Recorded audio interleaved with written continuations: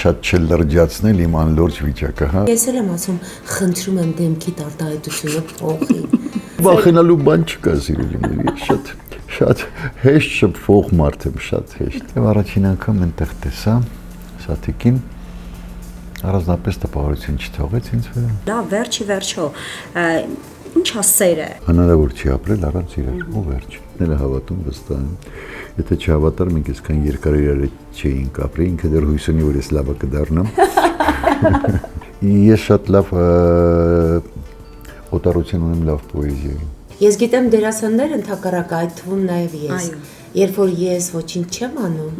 ես ավելի անտանելի եմ, քան եթե ես լծված եմ աշխատանքի քո սիրելի գործով։ Դերասանը, արվեստը ինչ է,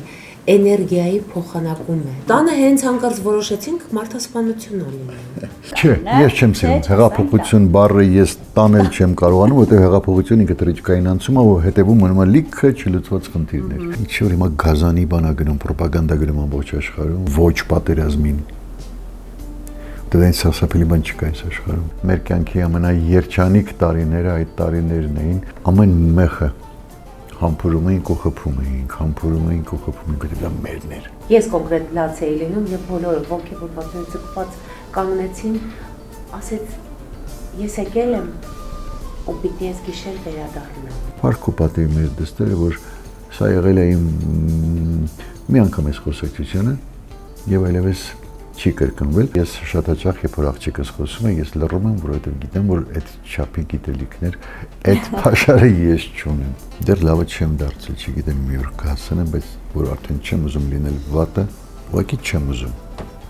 Այդ գաղափարը մեջս կա, չեմ ուզում լինել։ Հաղորդման գլխավոր գործընկեր Վալան Գրուպ։ Գործընկերներ Armenia Wine, Mega Food, Կտուր AM։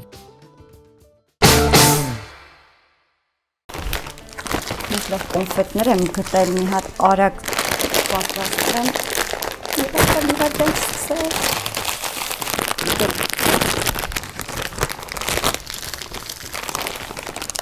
Так, ինչ եմ ուզում, վաֆլի։ Այս մեկը շատ հետաքրքիր է։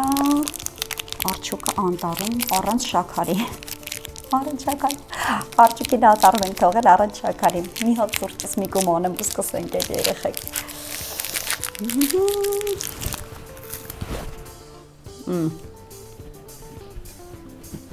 Մարդը որ առավոտյան չի հասցնում սուրճ խմի,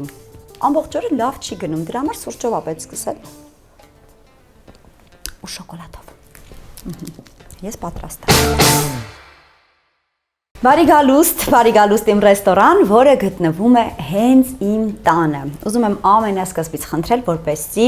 բաժանորդագրվեք YouTube-ի իմ պաշտոնական ալիքին, ինչպես նաև սեղ 1 զանգի կոճակը, որպեսզի առաջինը հենց դուք իմանաք, որ Հերմինե Ստեփանյան TV YouTube-ի ալիքում նոր հաղորդում է հայտնվել։ Չմոռանաք նաև իմ Facebook-ի եւ Instagram-ի պաշտոնական ալիքների մասին, որտեղ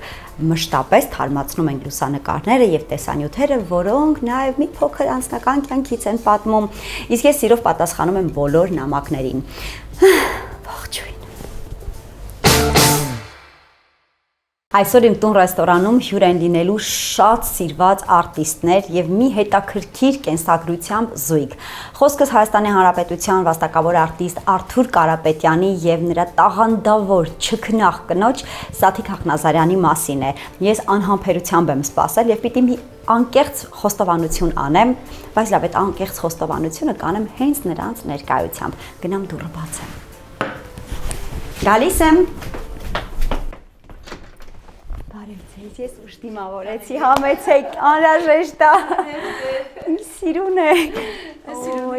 Շատ շնորհակալ եմ։ Ո՜վ, այնքան շնորհակալ եմ, որ այսօր է տեղի, այսօր դուք այստեղ տույց հանդիպումը տեղի ա ունենում, չեք պատկերացնի։ Համեցեք։ Այստեղս բռնվում է մի անգամից։ Եվ ես սիրում եմ շտկված, հանգիստ, եթե նույնիսկ ինչ-որ բան եմ ասում, երբեք վրեժ խնդիր կարծում եմ արդեն չկա է մեջս այդ։ Շատ չարչիս։ Եվ եթե 100%-ով նույնիսկ ճիշտ եմ, ես հետո ափսոսում եմ, փոշմանում եմ, որ եղել է ինչ-որ բան, բայց անսահման համբերատար եմ, բայց երբ որ գալիս է պահը, էլ չեմ կարողանում կառավարել այդ էլ Ասեմ մեզ հետևող մարդկանց, որ մենք ինքնըստինքյան ստացվեց, որ արդեն սկսել ենք, թույլ տվեք բարի գալուստ ասել ձեզ, Արթուր, Սաթիկ, շատ շնորհակալություն, ես շատ երկար սպասել եմ այս հանդիպմանը եւ արդեն ձեզ կադրից դուրս պատմել եմ մեր ուշ հանդիպելու պատճառների մասին, բայց ես կարծում եմ, որ ինչ որ տեղի է ունենում, միշտ իր ժամանակին է տեղի ունենում։ Անկամ եթե դու համաձայն չես դրա հետ, անկամ եթե դու կարծում ես, որ ուշացել ես կամ շուտ է, միևնույն է, իրականում ամեն ինչ լինում է հենց այն ժամանակ, երբ որ պետք է լիներ։ Շնորհակալություն։ Մենք ենք շնորհակալ։ Գաղսահմանված արագությունից։ Մենք ենք շնորհակալ։ Ես էլ եմ շատ շնորհակալ։ Արթուր, ուզում եմ խնդրել, մեզ հյուրասիրեք հայկական լավագույն խաղուն գինիներից մեկը, Թարիրին։ Ես շատ եմ սիրում իմ հյուրերին բարի գալուստ ասել խաղուն գինով, որտեղ դա միանգամից տոնի տրամադրություն է տալիս եւ ուզենք թե չուզենք արդեն տոնական ենք սկսում մեր հանդիպումը, իսկ ձեզ հետ հանդիպելը իսկապես տոն է ինձ համար։ Եթե ես հիմա սխալ բան չանեմ, մենք գինի կխմենք։ Տանը պարապել ենք, հուսամ չես անի։ Ահա, սիրուն։ Բայց պիտի որ սովորական գործողություն լինի։ Ոնց ոչ թե բացվում, ահա, 1 2 3 Դուք պրոֆեսիոնալ եք, դուք պրոֆեսիոնալ եք, ես հասկացա հենց նոր։ Ինձ սիրուն ես գույնը, այս ձայնը։ Այս երևի բաժակաթեքի, այն լցվոպես լցնող մի քիչ։ Ես հիացած եմ։ հա։ Ես հիացած եմ։ Հուսափենք։ Առհասարակ օրը մեկ բաժակ խաղուն գինով սկսելը, ինձ թվում է պետք է մեր մշակույթի մեջ էլ մտնի, էլի որ Ոնց ասում Սարյանը գինին կյանք է։ կյանք է, այո, գինին կյանք է եւ ես համաձայն եմ։ Փրփրուն գինի։ Բարի գալուստ, ուռա։ Շնորհակալություն այն ամեն ինչի համար, որ դեռ պիտի տեղի ունենա եւ այն ամեն ինչի համար, որ արդեն տեղի է ունեցել։ Շնորհակալություն հրավերի համար, հյուրընկալելու համար։ Շնորհակալ եմ։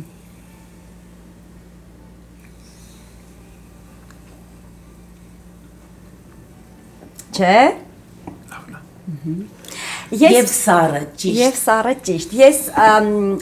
մինչ այն պահը, որ կտեղափոխվենք մեծ սեղանի շուրջ եւ կճաշենք, ես ուզում եմ մի նվեր փոխանցել։ Ես ունեմ մի քանի օրինակ եւ ինձ հատուկ պահ են տվել եւ խնդրել են, որ տամ ճիշտ մարդկանց այս նվերը։ Իմ ձեռքի տակ է Էդուարդ Աղայանի արտի հայերենի արձերն բացատրական բառարանի նոր խմբագրված տարբերակը։ Մեծ պատվով պիտի ասեմ, որ իմ աղջիկա մեծ պապի հեղինակությամբ այս գիրքը ուզում եմ ձեզ տալ, որովհետեւ գիտեմ, որ խոսքի հետ աշխատող մարդիկ վստահաբար գիտեն, որ խոսքը շնչող օրգանիզմ է եւ մշտապես փոփոխությունների է ենթարկվում եւ մշտապես կարիք է լինում նաեւ թերթելու, ստուգելու ինքդ քեզ, ստուգելու քո գիտելիքը եւ նոր բան սովորելու։ Դրա համար ես կարծում եմ ամենաճիշտ մարդկանց նվեր է գնում եւ նրանց տուն է գնում այս բառարանը։ Անկեղծ ասեմ, Անսահման շնորհակալ։ վերջին ժամանակներս գրքեր շատ եմ ստացել նվեր, բայց երևի թե սա ամենա ցանկագին նվերներից մեկն է, ինձ համար ամենարժեքավոր նվերներից մեկը։ Շնորհակալ եմ շատ։ Ես էլ համաձայն եմ Արտուրի հետ։ Երկու հատորյակը դարձել է մեկ հաստափոր հատորյակ, բոլորիս տանը հին խմբագրությունը վստահ եմ 2 հատորով կա, բայց սա արդեն հնացած բառերը դուրս են եկել եւ այլն նոր խմբագրությունն է եւ ձերն է։ Իմ կարծիքով բոլորիս տանը, բոլոր հայերի տանը պիտի լինի սա։ Աղայանի բառարանը դե հա։ Որպեսզի մենք ոչ մի կերպ չաղավաղենք մեր Ես լեզուն։ կարող եմ Խնդրեմ։ այս ձերքս վերցնել։ Մի պահ ձերքս վերցնել։ Համեցեք։ Ծանրակշիռ, շատ ծանրակշիռ եւ շատ կարևոր։ Ես կարծում եմ յուրաքանչյուր հայի համար այս բացում առաջին Հետաքրքիր է, ես էլ եմ սիրում բացել առաջինը։ Ես էլ եւ շատ կարեւոր է կոնկրետ, խնդրում եմ կկարդաս այս փոքրիկ բարբերությունը, ինչի մասին է։ Ես սիրում եմ նաեւ գիրք բացել, երբեմն կտակարաններ ու հասկանալ ինչ բացել։ Իսկ եթե կտակարան չի, այլ ուրիշ բան է։ Որևէ։ Գիտեք ինչու եմ ասում, որովհետեւ հիմա մի բան կբերեմ, մենք կանենք իրար հետ։ Մի վարքյան։ սպասենք Հերմինեին։ Ու շատ հետաքրքիր է ինչի մասին էր սա։ Բայց հիմա ասում Հերմին, հենց այսքան դե Սա որ առաջինը։ Ձեր բառարանից մի քիչ շեղում եմ, որովհետև երբ որ ասացիք մատը դնել վրան, մենք գիտենք, որ Հաֆեզի բանաստեղծությունները ինչպես են ընթերցում, չեն նայում գիրքը եւ ընտրում են, իմ պարսիկ ընկերուհին էին սովորեցրել եւ մենք 3 գիշեր իրար հետ կարդում էինք այս հայերեն թարգմանությունը, իսկ ինքը հետո պարսկերենը նույնը արտասանում էր։ Եվ ինձ սովորեցրել է, ասում է, այսպես մատդ քաշում ես, բացում ես, Հաֆեզն են այսպես միայն կարդում իրենք եւ ընտրում ես, ինչի վրա մատը դնում ես, դա էլ կարդում ես։ ոնց որ օրվա խորհուրդ էր։ Կարող եք ընտրել ձերը։ Բաց մատը դիր։ Եվ ընտրեք, կարդացեք։ Տեսնենք ինչ է ձեզ գնում։ Մատս դնում եմ եւ դու խնդրում եմ կարդա, որովհետեւ գիտես։ Այո։ Ինչու ես։ Որովհետեւ ծանր գործերը քեզ են վստահում։ Ամեն մենք սիրով կլսենք, մենք էլ սիրով կլսենք։ Խնդրում եմ։ Կարդամ թե չէ։ Կարդացեք։ Երկու տողում կարդալու։ Լավ։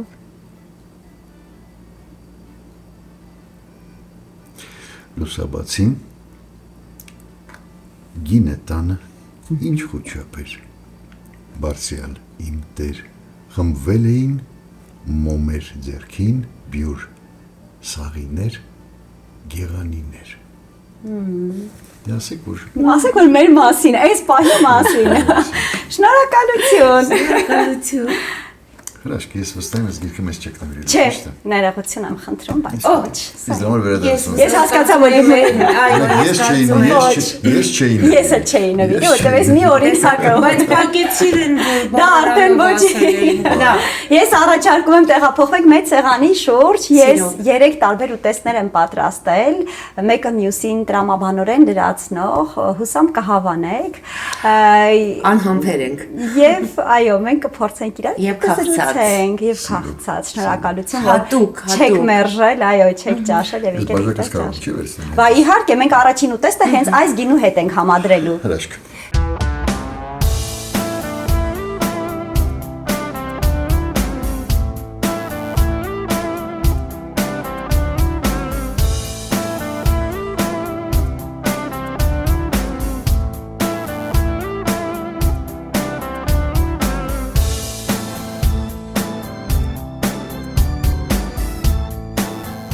Իմ սիրելի գործընկեր Վալան գրուպը չի դադարում հիացնել եւ զարմացնել իր ամենատարբեր ծառայություններով եւ պրոդուկտներով։ Եվ ինձ էլ միշտ հաճելի է Հերմինե դիալոգ նախագծի շրջանակներում խոսել եւ պատմել Վալան գրուպի մասին եւ ձեզ ներկայացնել մի նոր տեսանյութ։ Այս պահին առաջարկում եմ դիտենք տեսանյութը եւ առաջ չտանք ու վերադառնանք հաղորդման շարունակությունը դիտելու։ Մենք Վալան գրուպ ընկերության փոխտնօրեն Անուշիկ Կարապետյանի հետ մի առանձնատան մոտ ենք, որտեղ գրեթե ամեն ինչ Վալան գրուպի կողմից է արված, ճիշտ եմ, չէ՞։ Այո։ Եվ հիմա կխնդրեմ Անուշիկ ավելի մանրամասն պատմեք, թե ինչ է արել Վալան գրուպը այս առանձնատանը, որ այսքան գեղեցիկ եւ այսքան ճաշակով է ստացվել ամեն ինչ։ Այստեղ արված են սլայդ համակարգեր, դռներ, պատուհաններ, ֆասադային վիտրաժներ, մետաղական կոնստրուկցիաներ, կահույք, փայտե դռներ, մուտքի դռներ։ Ամեն ինչ առանձին ցույց եք, չէ՞, տալու։ Սա դեպի ամառային խոհանոց տանող հատվածն է, որտեղ օգտագործված է հունական ETM ընկերության E50 համակարգը, սլայդ համակարգը։ Ներս անցնելուց առաջ ուզում եմ անպայման ցույցել ֆասադային համակարգը, որը կրկին կատարված է Վալան գրուպի կողմից, տեղադրված է M4 ֆասադային համակարգ։ Խոսքը այս կլոր հատվածի մասին է, ֆասադը ամբողջովին ապակիներով է։ Տուն մտնելիս մեր առաջին սենյակը խոհանոցն է, որտեղ դեպի խոհանոց տանող դուռը մեր ինտերիերի հիմնական գեղեցիկ լուծումներից մեկն է։ Շատ գեղեցիկ է։ Սա ռուսական ողվեց ընկերության արտադրանքն է եւ իդեպ տեղադրված է Տոսկանա հավաքածուի դուռը երկփեղկ, որը ողվեցի դեռ առաջին հավաքածուներից մեկն է եւ մինչ այսօր շատ պահանջված է հաճախորդների կողմից, չէ՞, ես գիտեմ։ Այս հատվածում արդեն երևում են միսիոնական մյուս դռները, տան մյուս բոլոր դռները արդեն ողվեց ընկերության շարմ հավաքածուից է, կրկին մասիվ փայտ, էմալապատ, երանգները նույնն են, շարմը արդեն ողվեցի նոր հավաքածուներից մեկն է, որը արդեն շատ պահանջված է դարձել մեր հաճախորդների կողմից։ Այստեղ տեղադրված է շատ գեղեցիկ ալյումինե համակարգ կրկին հունական էտեմ ընկերությունից, սլայդ համակարգ, ամբողջապես բացելու դեպքում ունենում ենք բավականին մեծ տեսադաշտ դեպի բակ, տեղադրված է նաև պաշտպանիչ ցանց, միջատներից պաշտպանող ցանց կրկին հունական էտեմ ընկերությունից, կրկին սլայդ տարբերակով, փուլ առ փուլ, որից հետո տեղադրված է ապակե բազրիկներ։ Եվ վիզուալ չի խանգարում, տեսարանը նայելուն, եւ անվտանգ է երեխաների համար։ Վերև բարձրանալիս ուզում եմ հատուկ առանձնացնել մետաղական բազրիկները, որոնք կատարված են Valan Group ընկերության կողմից, հատուկ դիզայների եւ պատվիրատուի դիզայնով։ Ես ինչպես հասկացա, քեզ դուր էր եկել ֆասադային մեր համակարգը, հիմա ուզում եմ ցույց տալ, մենք հիմա գտնվում ենք այդ ֆասադային համակարգի ներսի հատվածում։ Տպավորություն է, որ օդում կանգնած ես եւ այդ թեթևությունը կա, բայց միևնույն ժամանակ անվտանգության զգացումը կա եւ այս կորությունը փաստորեն Valan Group-ը կարողանում է ստանալ պատահանների հարցում։ Եվ կոր եւ երանգյունի անհրաժեշտ է միայն գեղեցիկ դիզայն եւ վերջ։ Եվ վերջ։ Հրաշալի է։ Պատրաստելու եմ ծիրանով աղցան։ Իդեպ ծիրանը իմ ձեռքով Կարին գյուղից 3 հավաքել եմ եւ թարմ վերել հենց այս աղցանի համար։ Ծիրանը կիսում ենք։ Այս մեկը փորձեմ էլի։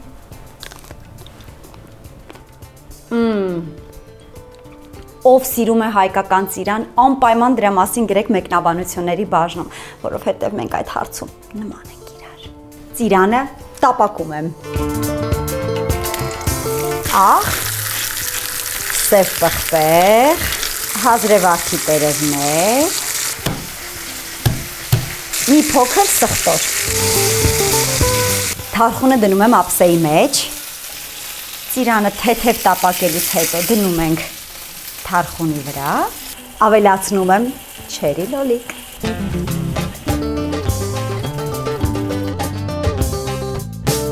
Ուրկին աղ և պղպեղ ենք անում, ձիթայուղ, բալզամիկ քացախ և ստրաչետելա պանիր։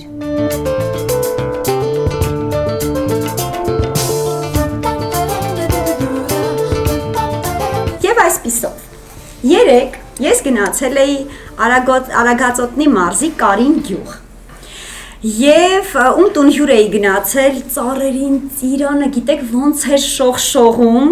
եւ ինքը այսօր պիտի ջեմ պատրաստեր, ասի մի րոպե, այդ ծառերի ծիրանը ինձ աչքով է տալիս։ Ես հաստատ պիտի վաղը իմ հյուրերի համար մի համեղ բան պատրաստեմ, եւ քաղեցի ծիրանը ինձ հետ բերեցի, շատ պարզ բաղադրիչներ են, տապակել եմ ծիրանը համեմունքներով, թարխուն, լոլիկ, մի փոքր բալզամիկ սոուս եւ ստրաչետելա պանիրը։ Հուսամ կհավանեք հատկապես գայթակղիչ է, գաղափարը հիասքանչ, սիրում եմ փորձել թվացյալ անհամատեղելի բաները։ Հա, ես էլ եմ սիրում։ Ինձ շատ հետաքրքիր համադրություն է ստացվում անհամատեղելի բաները իրար համադրելիս։ Ես էլ եմ սիրում քաղցրը խառնել։ Բայց գիտեք, դա հազվադեպ բան է, որտեղ հայ տղամարդիկ սովորաբար ունեն բավականին այսպես ստանդարտների մեջ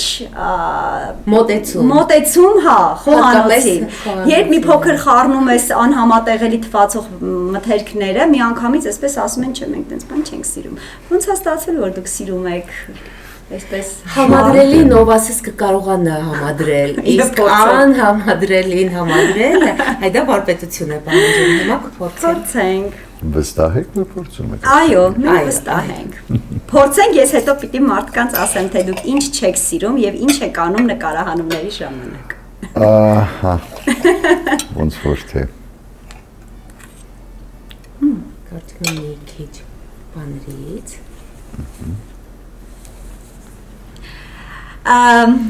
Ես ուզում եմ զրույցը սկսեմ մի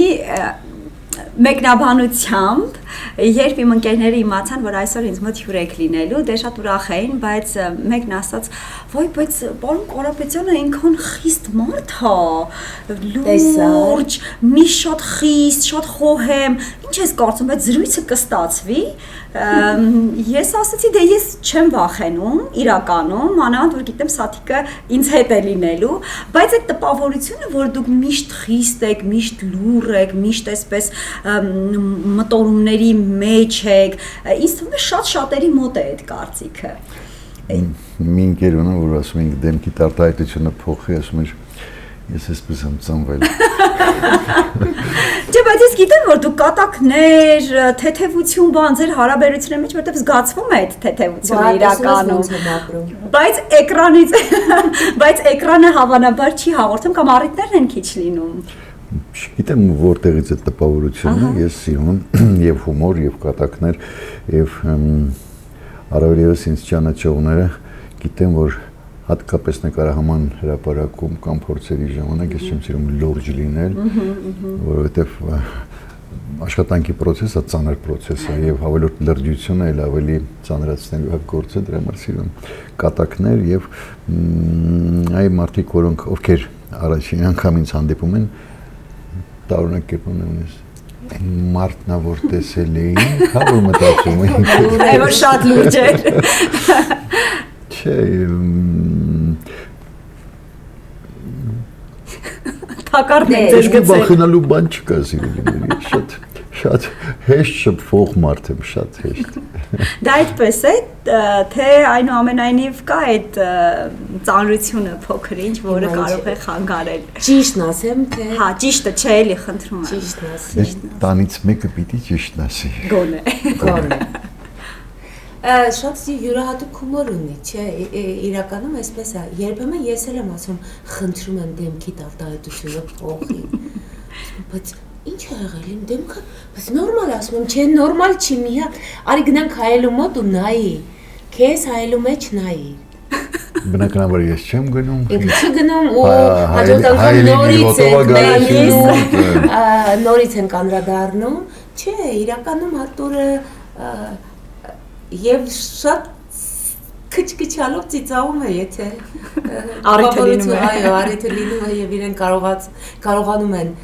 հասցնել այդ աստիճանի, բայց ավելի իհարկե ինքը ոնց ձևակերպեմ այդ բառը, խոհա փիլիսոփայական, հումորա փիլիսոփայական, խոհա փիլիսոփայական խառնուրդ է, այսինքն ամեն ինչ կա իր մեջ։ Սովորական մարդ եմ։ Այո։ Դե հումորը իրականում ես սիրում եմ ինտելեկտուալ հումորը։ Իրականում ինձ էլ է շատ դժվար ծիծաղել այն հումորի վրա, որով հեռուստատեսությունն է շատ լցված, ստենդափներն են լցված։ Ես էլ եմ սիրում հումոր, որը կարող է իսկապես եւ այնպիսի մարդ անել, որ ինչպես դուք եք ասում, խոհափիլիսոփայական հումոր կարող է անել եւ դրան պատասխանել նույն կերպ։ Այսօր հումոր դրա մեջ է։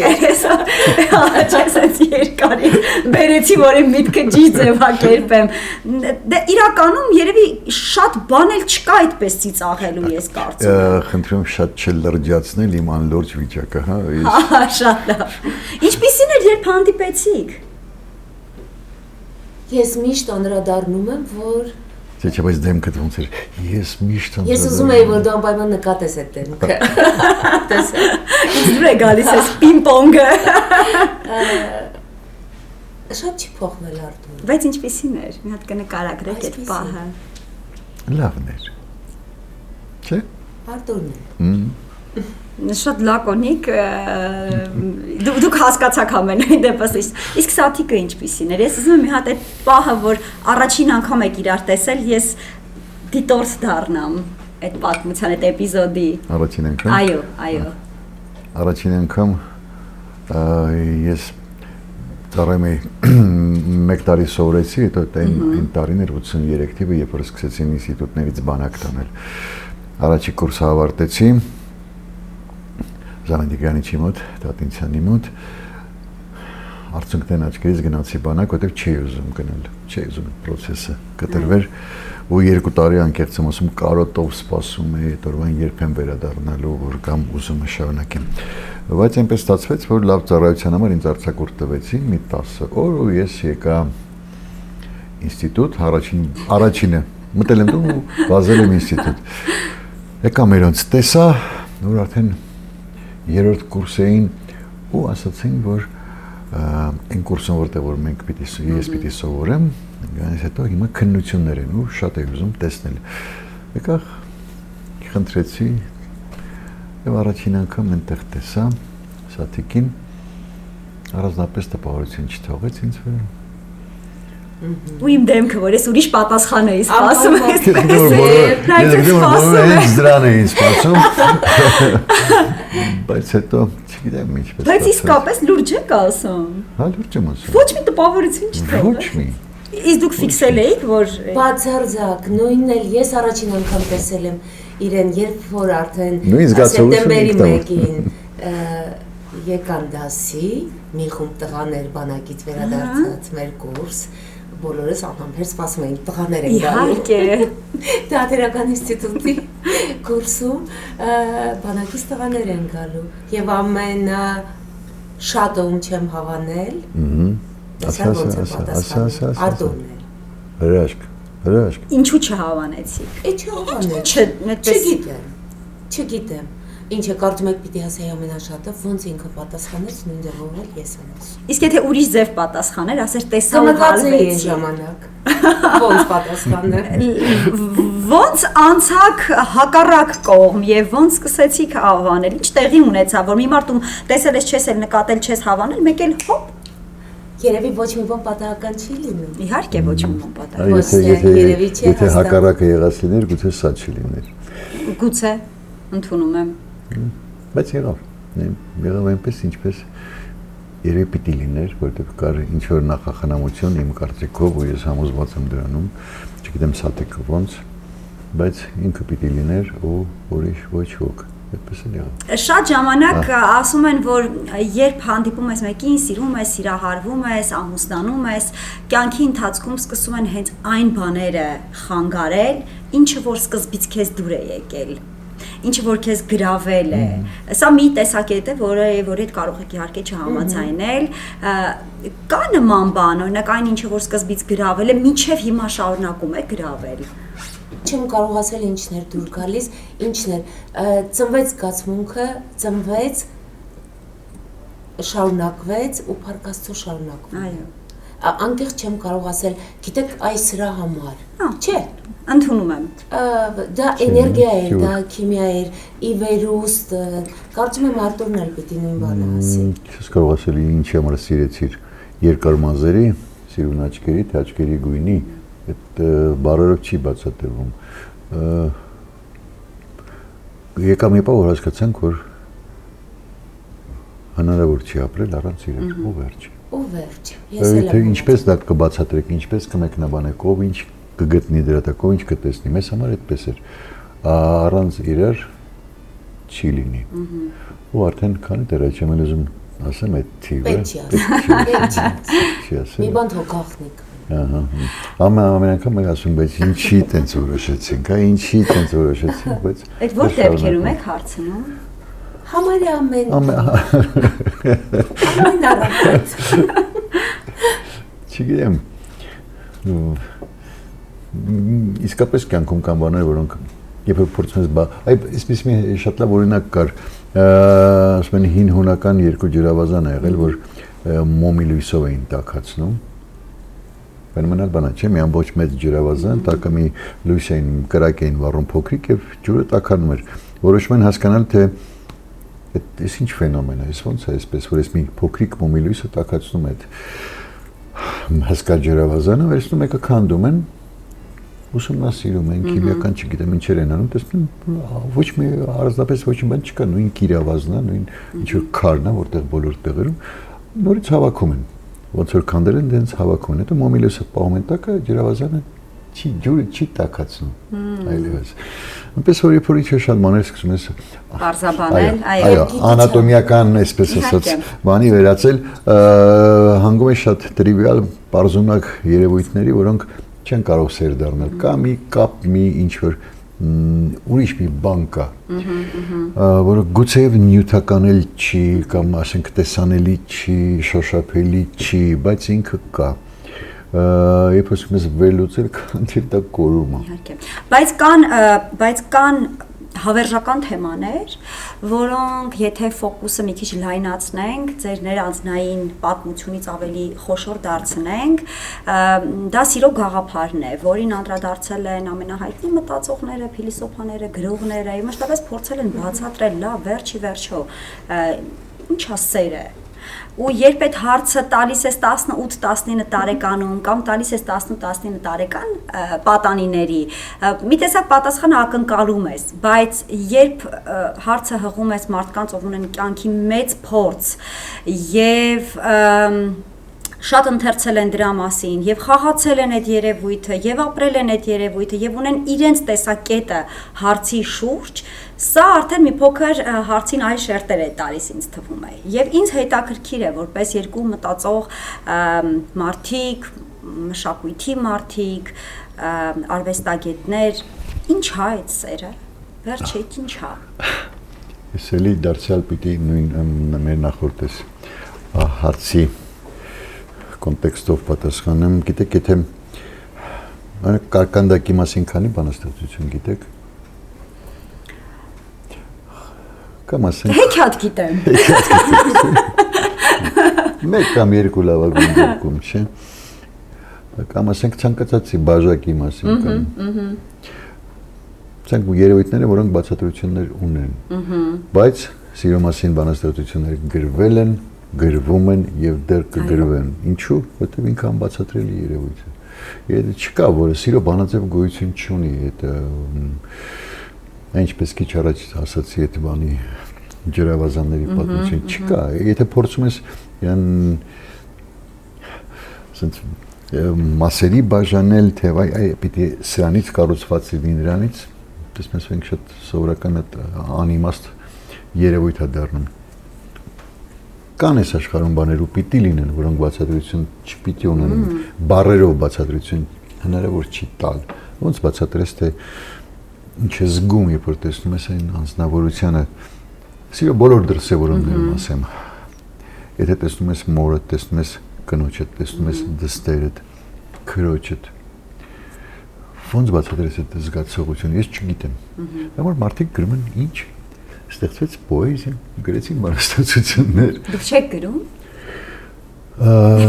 Գրում, բայց չեմ կարդում։ Ես գիտեմ, որ գրում եք, իսկ ինչի չեք կարդում։ Չգիտեմ, երևի դրանք շատ որպես պոեզիա չեն, դրանք ուղղակի ես այդ տեսակ փորձ եմ անում դարձյալ, փորձում եմ ինչ-որ կերպ, ինչ-որ տեղ ինձ համար այդ ֆորմուլան հորինել, չէ, բանաստեղծությունը ինքը նաև ֆորմուլայի նման է, չէ, ինքը որոշակի ֆորմուլա է, որ տեղավորում ես միտքդ սկզբից մինչև եզրահանգումը։ Ես պոետ չեմ, ես ավելի շատ գերադասում կարդալ, ես շատ լավ օտարություն ունեմ լավ պոեզիայի։ Իսկ ես այդպես չեմ կարողանում գրել։ Եվ քանի որ ես գիտեմ, որ լավ պոեզիա, ես նախընտրում եմ։ Ես նախընտրում եմ իմ գրածները մնում են իմ դարակում եւ մտության մեջ։ Իսկ ես պիտի ասեմ, որ մենք ունենք համաշխարհային մակարդակի պոեզիա, խոսքս հայ պոեզիայի մասին է։ Իսկապես համաշխարհային մակարդակի եւ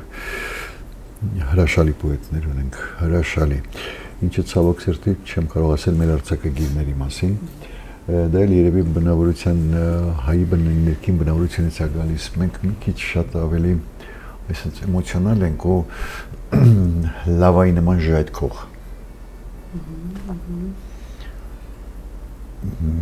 Եվ այդ մեր խառնվածքը բերել է նրան, որ մենք այդ ոնց որ Չարենցը, հա։ Այդ Չարենցին ինչ գնացի, իմ պատկերացման մեջ Չարենցը կարծր քարի վրա, այսպես մուրճով հարվել, կայծերը ցռնում են ու մնում մեջդ։ Երևի այսպես պատասխան։ Հետաքրքիր, փոխեմ ուտեստը։ շուտով աշուն է եւ շուտով հորդառատ անձրևները կրկին բարևելու են մեզ։ Եվ դուք հասկանալու եք, որ գարնանային անձրևների խնդիրները դեռևս չլուծած մուտք է գործում դեպի աշուն։ Ինչ է պետք անել, եթե ձեր կտուրը վնասվել է եղանակային պայմաններից ելնելով կամ ժամկետի խնդրով կամ նյութերի ոչ որակյալ լինելու պատճառով, ապա ճիշտ ժամանակն է փոխելու այդ կտուրը կամ գոնե վերանորոգելու։ Այնպես որ զանգահարեք 812 կարճ հեռախոսահամարին, կտուր AM-ի պրոֆեսիոնալ աշխատակիցները կլսեն ձեր խնդրի մասին, հետո կգան, կգնահատեն խնդիրը եւ շատ արագ մի քանի օրերի ընթացքում ամբողջովին կփոխեն ձեր կտուրը կամ կվերանորոգեն։ Եթե չեք ուզում վճարումը անել ամբողջովին, ապա կարող եք ձևակերպել ապառիկ, չէ, ոչ մի քաշքշուկ, ամբողջ թղթաբանության հարցը կտուր AM-ը վերցնում է իր վրա։ 812 կարճ հեռախոսահամարով զանգահարելով դուք կլուծեք ձեր կտուրի հարցերը։ Ես ուզում եմ ձեզ հետ կիսվել վերջին օրերի իմ նոր սիրո մասին։ Այո, դուք ճիշտ լսեցիք, ես նոր սեր ունեմ։ Խոսքս այս չքնաղ սնկերի մասին։ Խնդրում եմ, մի հատ նայեք, ես ինչ գեղեցկություն եմ։ Դուք որ իմանեք, ես ինչ դժվարությամբ եմ գտել այս սնկերը, դուք ուղղակի չեք կարող պատկերացնել։ Մի օր խանութում տեսնում եմ մի տուփ, որի վրա գրված է սունկ։ Ընկերության անունը հենց սունկ է։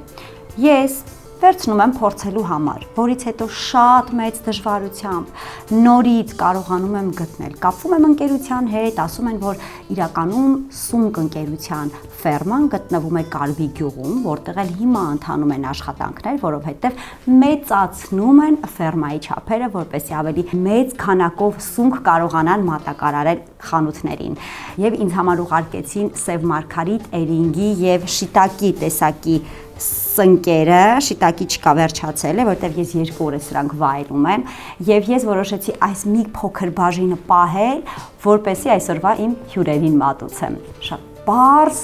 ընդամենը 1-2 բաղադրիչով համեղ նախուտեստ գինու համար եւ առհասարակ կյանքի համար։ Ձիթայուղ, մեծ փոքրոտ կարակ, սխտոր։ Եվ դուք չեք պատկերացնի ինչ մաքուր են սնկերը լինում, նույնիսկ ինձ խնդրեցին չլվանալ, միայն եթե տեսնեմ թեփ կա օրինակ վրան, այսպես դանակով վերցնեմ։ Եվ հավատացեք, 3 օր է ես օգտագործում եմ այդ կերպով, ոչ մի վնաս։ Հիմա սկսենք սունկը կտրել, կտրում ենք մեջտեղից եւ ահա այսպիսի վանդակաձև կտրվածք եմ անում, թեթև։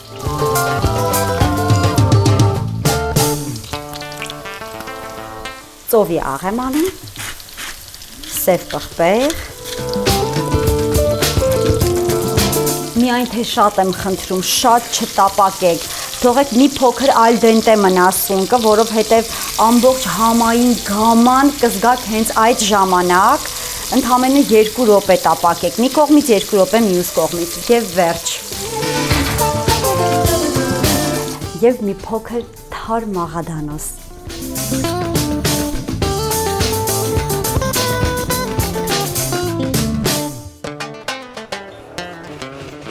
Ես շատ կարճ պատմեմ, ինչ ենք մենք փորձելու, ամենապարզ հասարակ ձևով պատրաստված սունկն է,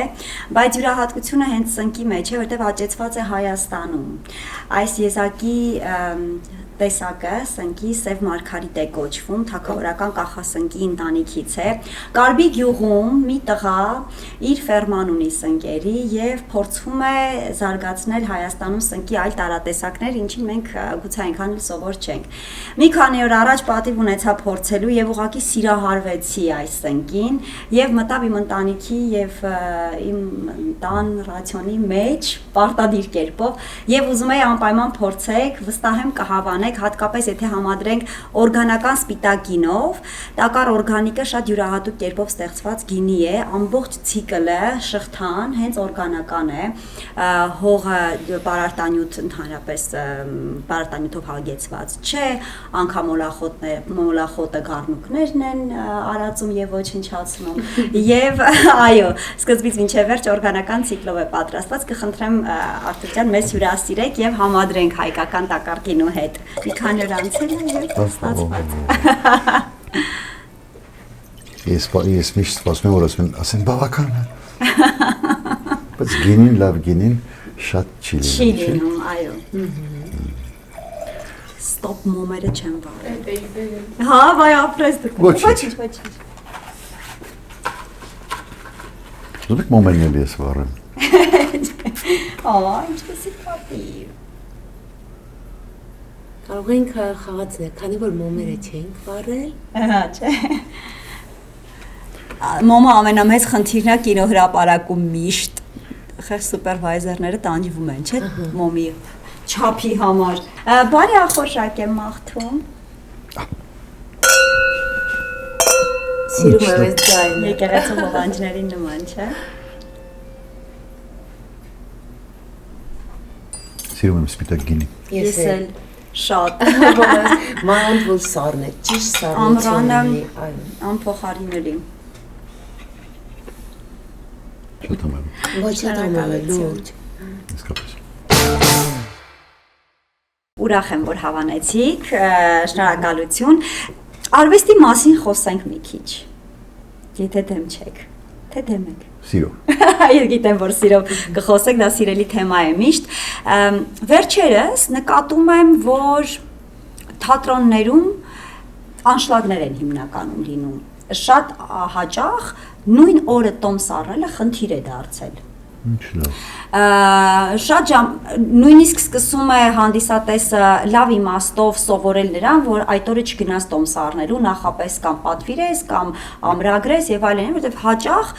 ես որ թատրոն փորձել եմ նույն օրը գնալ, դա գրեթե հնարավոր չի եղել։ Հիմա ինձ հետաքրքիր է ինչ է տեղի նախ համաձայն եք ինձ հետ թե չէ, դուք նաև որպես թատրոնի ներսի մարդ կարող եք ասել, հիմա այս դիտարկումը առհասարակ բոլոր թատրոններին է վերաբերում, թե գուցե այն բախտը բերել է այդ մի քանի անգամ, հա։ Շատ լավ է, որ ես կուզեի, որ ամեն օր ձեր բախտը այդպես բերեր, որ թատրոնների տոմսերը սպառվեին։ Կամ չբերել այս բaragայում։ Թատրոնների տոմսերը այդպես արագ սպառվեին ու մարդիկ գնային թատրոն։ Շատ լավ երևույթ է։ Զգում եք փոփոխություն կա արդյոք ավելի շատ ակտիվություն հանդիսատեսի կողմից, մարդկանց կողմից թատրոնի հանդեպ հետաքրքրություն կա, թե չկա։ Ես կարծում եմ կա։ Կա փոփոխություն, հա։ Փոփոխություններ կան, կարծում եմ այո, բայց լինում են ոնց որ էտապներ, որ օբյեկտիվորեն ավելի մարում է կապած տարբեր բաների հետ, բայց ընդհանուր եղանակային հետ կապած շոկ է մի քիչ ավելի։ Հիմա անշուշտ դրա մասին չեմ ասում։ Հիմա անշուշտ սեզոնի ավելի վերջն է եւ հիմա նոր ձևաչափեր կան, չէ՞։ Բացօթյա են խաղում մարդիկ եւ կարծեմ հանդիսատեսը սիրել է եւ հաճույքով գնում է, ինչը շատ ողջունելի է։ Շատ լավ է, մարդիկ տարբերակներ են գտնում, որովհետև քանի որ բնության գիրք են գնում եւ գնում են ներկայացումներ նայելու, այդ նշանակում է, որ թատրոնը սիրում են մարդիկ, որովհետև բնության գրկում էլ առիթը չեն կորցնում, գնում են ներկայացում նայելու, ինչ որ առումով այո, փոփոխություններ կան։ Առաջին մարդկանցից մեկը դուք եք եղել, որ նոր ձևաչափով թատրոն եք բերել, կարելի է ասել, թատրոնը անիվների վրա, եւ այդ ձևաչափը ձեզ համար եթե մարդիկ նոր են անում, դուք եք որ ասում եք արել անցել գնացել եք։ Արդյոք այս նոր թատրոններ իրենց ձևաչափով մրցակից են, թե ոչ։ Հետաքրքիր մի իրավիճակ էր ստեղծվել, երբ որ արդեն խորհրդային միության վերջին տարիներն էին եւ ստեղծվեց ստուդիական այդ շարժումը եւ ստեղծվեցին շատ թատրոն ստուդիաներ։ Եթե չեմ սխալվում, բացի մեզնից անևների վրա թատրոն ստուդիայից Եռանկյունի թատրոն ստուդիաներ, Նորքներ, Էլիկային, մետրո թատրոններ, մետրո թատրոններ, Էլիկային, այո, մի քանի թատրոններ եւ կարծես թե ինչ որ նոր շունչ էր, որը խոստանում էր հեղափոխություն ասենք, չէ, ես չեմ ասում, հեղափոխություն բառը ես տանել չեմ կարողանում, որտեղ հեղափոխությունը ինքը տրիչկային անցում է, ու հետևում մնում է լիքը չլուծված խնդիրներ։ Ես կասեի բնականon զարգացում էր, կային ավանդական թատրոններ, ակադեմիական եւ պետական թատրոնները ստեղծվեց կողքից ավելի ազատ դաշտ, երիտասարդական նոր շունչ, երիտասարդական մարդիկ նոր շատ բանի կարիք ունեին եւ իսկապես բացվեցին։ դա հեղափոխություն չէ, դա ես կարծում եմ բնականon զարգացում էր իմ կարծիքով։ Նոր սերունդ եկավ եւ նոր էմոցիաներով, լիքը բան սովորած, լիքը բան տեսած եւ ինչու ոչ իր խոսքը ասող Եվ բացվեցին։ ինչով է հետաքրքիր, որ ես գիտեմ, որ կար ժամանակին գործում էին մեր գյուղերում, շրջաններում մշակույթի տները։ Եվ ամեն գյուղ իր համար բաներ, կարծեմ, ես այսպես եմ ենթադրում, պատիվ էր ունենալ նորմալ, շատ լավ մշակույթի պալատ։ Եվ մենք օգտվում էինք դրանից, քանի որ մենք չունեինք մեր սեփական սրահը, մենք ներկայացումներով շրջել ենք գրեթե ողջ Հայաստանով մեկ ու երևի թե մեր կյանքի սատիկն էլ կհամաձայնի, մեր կյանքի ամենաերջանիկ տարիները այդ տարիներն էին, որտեղ նոր էինք ամուսնացել եւ մեր աղջիկը նոր էր ծնվել, երեխայի հետ միասին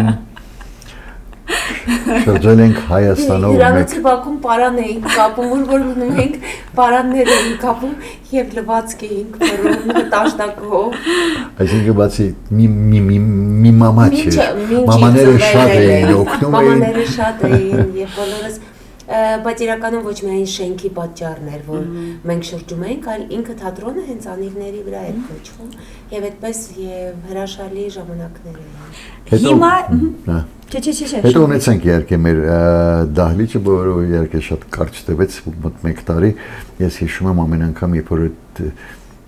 բեմը կառուցում էինք, մենք մեր ձեռքերով ենք ամեն ինչ սարքել։ Աղջիկ տղա բոլորս դերասանուհիներով կանգնած էինք եւ այդ իշոն պալավիկն էինք ձգում։ Կհավատաք թե չէ, ամեն մեղը համբուրում էինք ու խփում էինք, դա մերն էր, մեր թատրոնն էր։ Ափսոս հանգամանքների բերումով այդ process-ը կարճ տևեց, բայց երանելի ինչ ժամանակ որ անցկացրել ենք, երանելի ժամանակներ են եղել մեզ համար, ոչինչ չկար։ Ինչ էիք խաղում։ Սարոյան էինք խաղում, Մուշեղ իշխան էինք խաղում, Ոտքի դատարանն է գալիս, Տեր-Զեյթության ոտքի դատարանն է գալիս, այն տարիներին։ շատ լավն էր, եւ թատրոններ լավ, Մոլիեր, Մոլիեր, եւ թատրոններ լավ, եւ մենք էինք լավը բոլորս, երիտասարդ էինք։ Ինչ էր տալիս մարդկանց այդ ներկայացումները, ինչ էին տալիս, որովհետև մութ ու ցուրտ տարիներ, խնդիրներ, պատերազմ եւ այլն եւ այլն։ Հիշեցիր։ Ես չգիտեմ։ Թվում է թե սիրտ էլ պիտի չունենային։ Ես չգիտեմ ում ինչ է տվել, բայց եղավ այսպիսի մի պահ, որ ներկայացումը նշանակել էինք ժամը 6-ին, որտեվ ըստ բանի տեղեկացնում էին, որ ժամին է լույսը գալու, ժամը 6-ն էր, հանդիսատեսը հավաքվել էր եւ լույս չկա։ Այդ զանգահարում էինք ոնց է կոչվում այդ էլեկտրացանց, հա, թե երբ կլինի, երբ չգիտենք ինչ էր, հովարային անջատում էր։ 2 ժամ լույս էին տալիս։ Հանդիսատեսին խնդրեցինք, որ գիտեք, երևի այսօր ներկայացումը, եթե դուք բան չեք, չգիտենք երբ է լինելու, ասացին ոչինչ կսպասենք։ Մենք ներկայացման մեկ այլ ներկայացման համար ունեինք մեծ մոմակալներ, ուրեմն մոմերը դրել էինք, վառել էինք հանդիսատեսը ֆոյեում, երևի 200 հոգի։ Սպասեցին, որ լույսերը պետք է տան ու չտվեցին լույսերը։ Մենք մոմակալները տեղափոխեցինք դահլիճ, լրացուցիչ մոմեր վառեցինք եւ մոմի լույսի տակ մենք խաղացինք ներկայացումը, ինչը վերջի պահին ներկայացումը արդեն ավարտեցինք, լույսերը տվեցին։ Ես կարող դուք ինձ բացատրել այդ մարդիկ ինչ տարան իրենց հետ։ Ես չգիտեմ ինչն էր իրենց պահում այդտեղ, բայց կար չէ մի բան որ պահում էր։ Իրականությունից կտրվելու։ Մի բան կար որ պահում էր։ Որ մարդիկ եկել էին ու չգնացին։ Բայց մի բան էլ կա, ես շատ երեք 1 կամ 2 անգամ խոսել եմ այս մասին, հիմա ընդհանրապես անկեղծ շնորհակալ եմ այդ հարցի համար, որ անիվների թատրոնի թեման բացվեց, շատ անակնկալ էր, շատ հուզիչ էր, ոնց որ չէի անդրադարձել այդ տեսանկյունից, բայց ես հիշում եմ այդ տարիներին, որ ներկայացում էինք խաղում, հիշում ես ծաղկած փշալարերը, Գուրգեն Մահարի։ Ինքը շատ տպավորիչ էր, նույն այդ մի քիչ ավելի ուշ էր։ Ես հիշում եմ, երբ որ մենք ներկայացումը խաղացինք, բոլորս հուզված էինք, ես հիշում եմ ինձ, լացելով դուրս եկանք, ծափերից հետո շատ հուզված, շատ տպավորված էինք, ու հետո ասեցին, որ մարդիկ են ուզում տեսնեն հանդիսատեսից, ու զինվորական հագուստով, համազգեստով մեր տղաներից էին, որ ճակատից էին եկել եւ եկել էին ներկայացում նայելու։ Եվ ես հիշում եմ, որ լաց եղանք, մենք որ բոլորս տեսանք, ես կոնկրետ լաց էի լինում եւ բոլորը ոգևորված են ցկված կանգնեցին, ասեց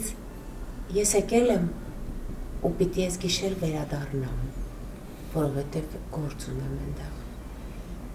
Բայց ասեցի ես հիմա լիցքավորված ու լիքն եմ վերադառնում, որովհետեւ ես գիտեմ հանուն ինչի եմ այնտեղ։ Ես գիտեի, բայց հիմա համոզվեցի կրկին անգամ ուժ եկավ մեջս եւ ես գնում եմ այս դրա համար, որ դուք ասեցի, բայց մենք այստեղ ասեց, որովհետեւ թիկունքում պիտի ուժեղ լինեն, որ մենք հասկանանք հանուն ինչի ենք եւ մենք էլ այնտեղ թիկունքով ենք ուժեղ նայել։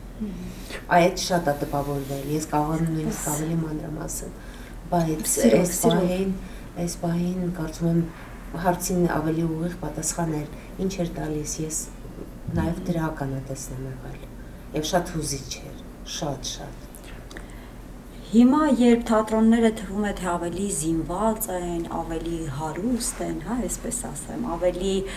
քիչ խնդիրներ ունեն, քան համեմատած այն օրերի, այն ժամանակների հետ, թվում է թե ամեն ինչ պիտի ավելի լավ լինի, բայց արդյոք այդպես է։ Արդյոք այն սերը,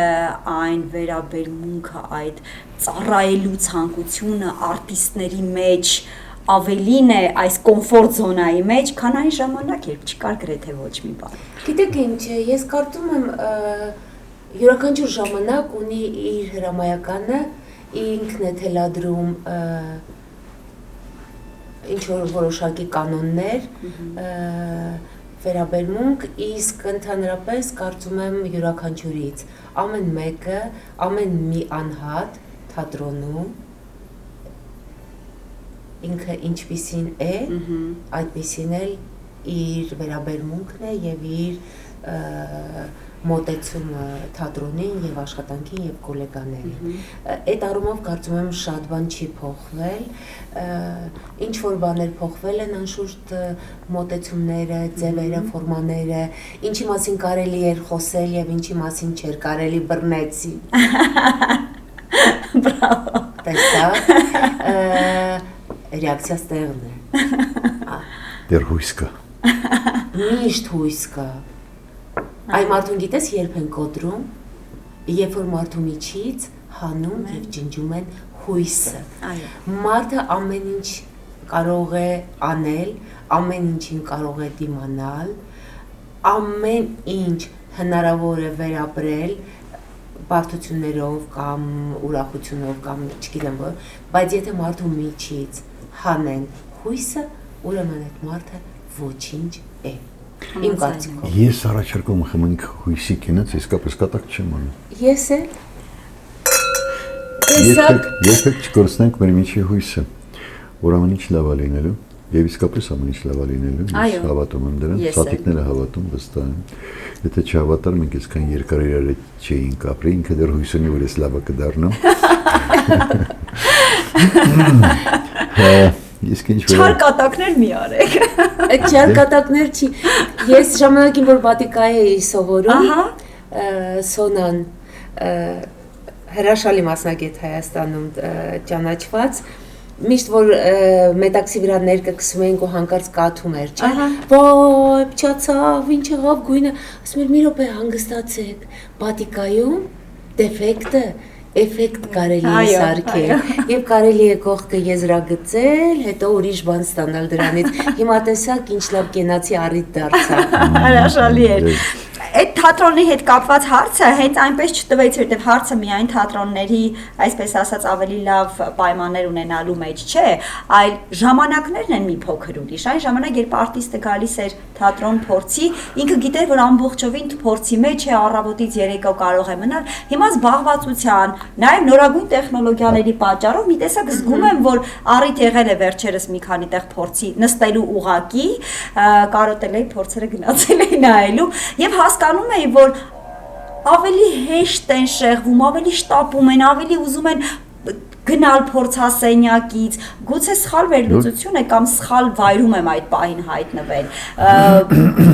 Դիտարկումս ճիշտ է, թե սխալ է։ Փոխվել է ինչ-որ բան, փոխվել է։ Կա այդպիսի բան, կա։ Ես հասկանում եմ, հիմա մի քիչ կյանքի տեմպը ավելի արագացել է, մարդիկ մի քանի տեղ են աշխատում, նաև այն պատճառով, որ մեկ տեղում աշխատելով հնարավոր չի մեր ժամանակներում ծայրը ծայրին հասցնել, ասեմ այսպես։ Մարդիկ ստիպված են մի քանի տեղ աշխատել, որպեսզի կարողանան լինի դա պետական թատրոնում, թե մասնավոր թատրոնում երբեք լրացուցիչ ինչ-որ աշխատանքը չի խանգարում։ Նայած որտեղ ես աշխատում, այդ կապ չունի։ Ինչ վերաբերում է, թե ես կուզեի, որ մենք միշտ ցանկացած պարագայում միշտ գնահատեինք այն, ինչ ունենք։ Արժևորենք այն, ինչ ունենք։ Եթե մենք ենթադրենք 1990-ականների սկզբներին, երբ որ ստեղծվեց մեր թատրոնը, ինչ ունեինք իրականում, ունեինք իրար եւ ունեինք մի փոքրիկ փորձատեղի, որտեղ փորձ էինք անում, այստեղից այնտեղից մեր միջոցներով հայթայթում էինք, սարքում էինք այդ դեկորները եւ աշխարհով մեկ պատտվում էինք։ Դա մեզ համար ամենաթանկ բանն էր։ Մենք ունեինք ու դա գնահատում էինք, սիրով էինք անում։ Այսօր մենք միասին սատիկետ աշխատում ենք պետական թատրոնում եւ այստեղ մեր փոխարեն այդ ամեն ինչը անում են, սա էլ է պետք գնահատել։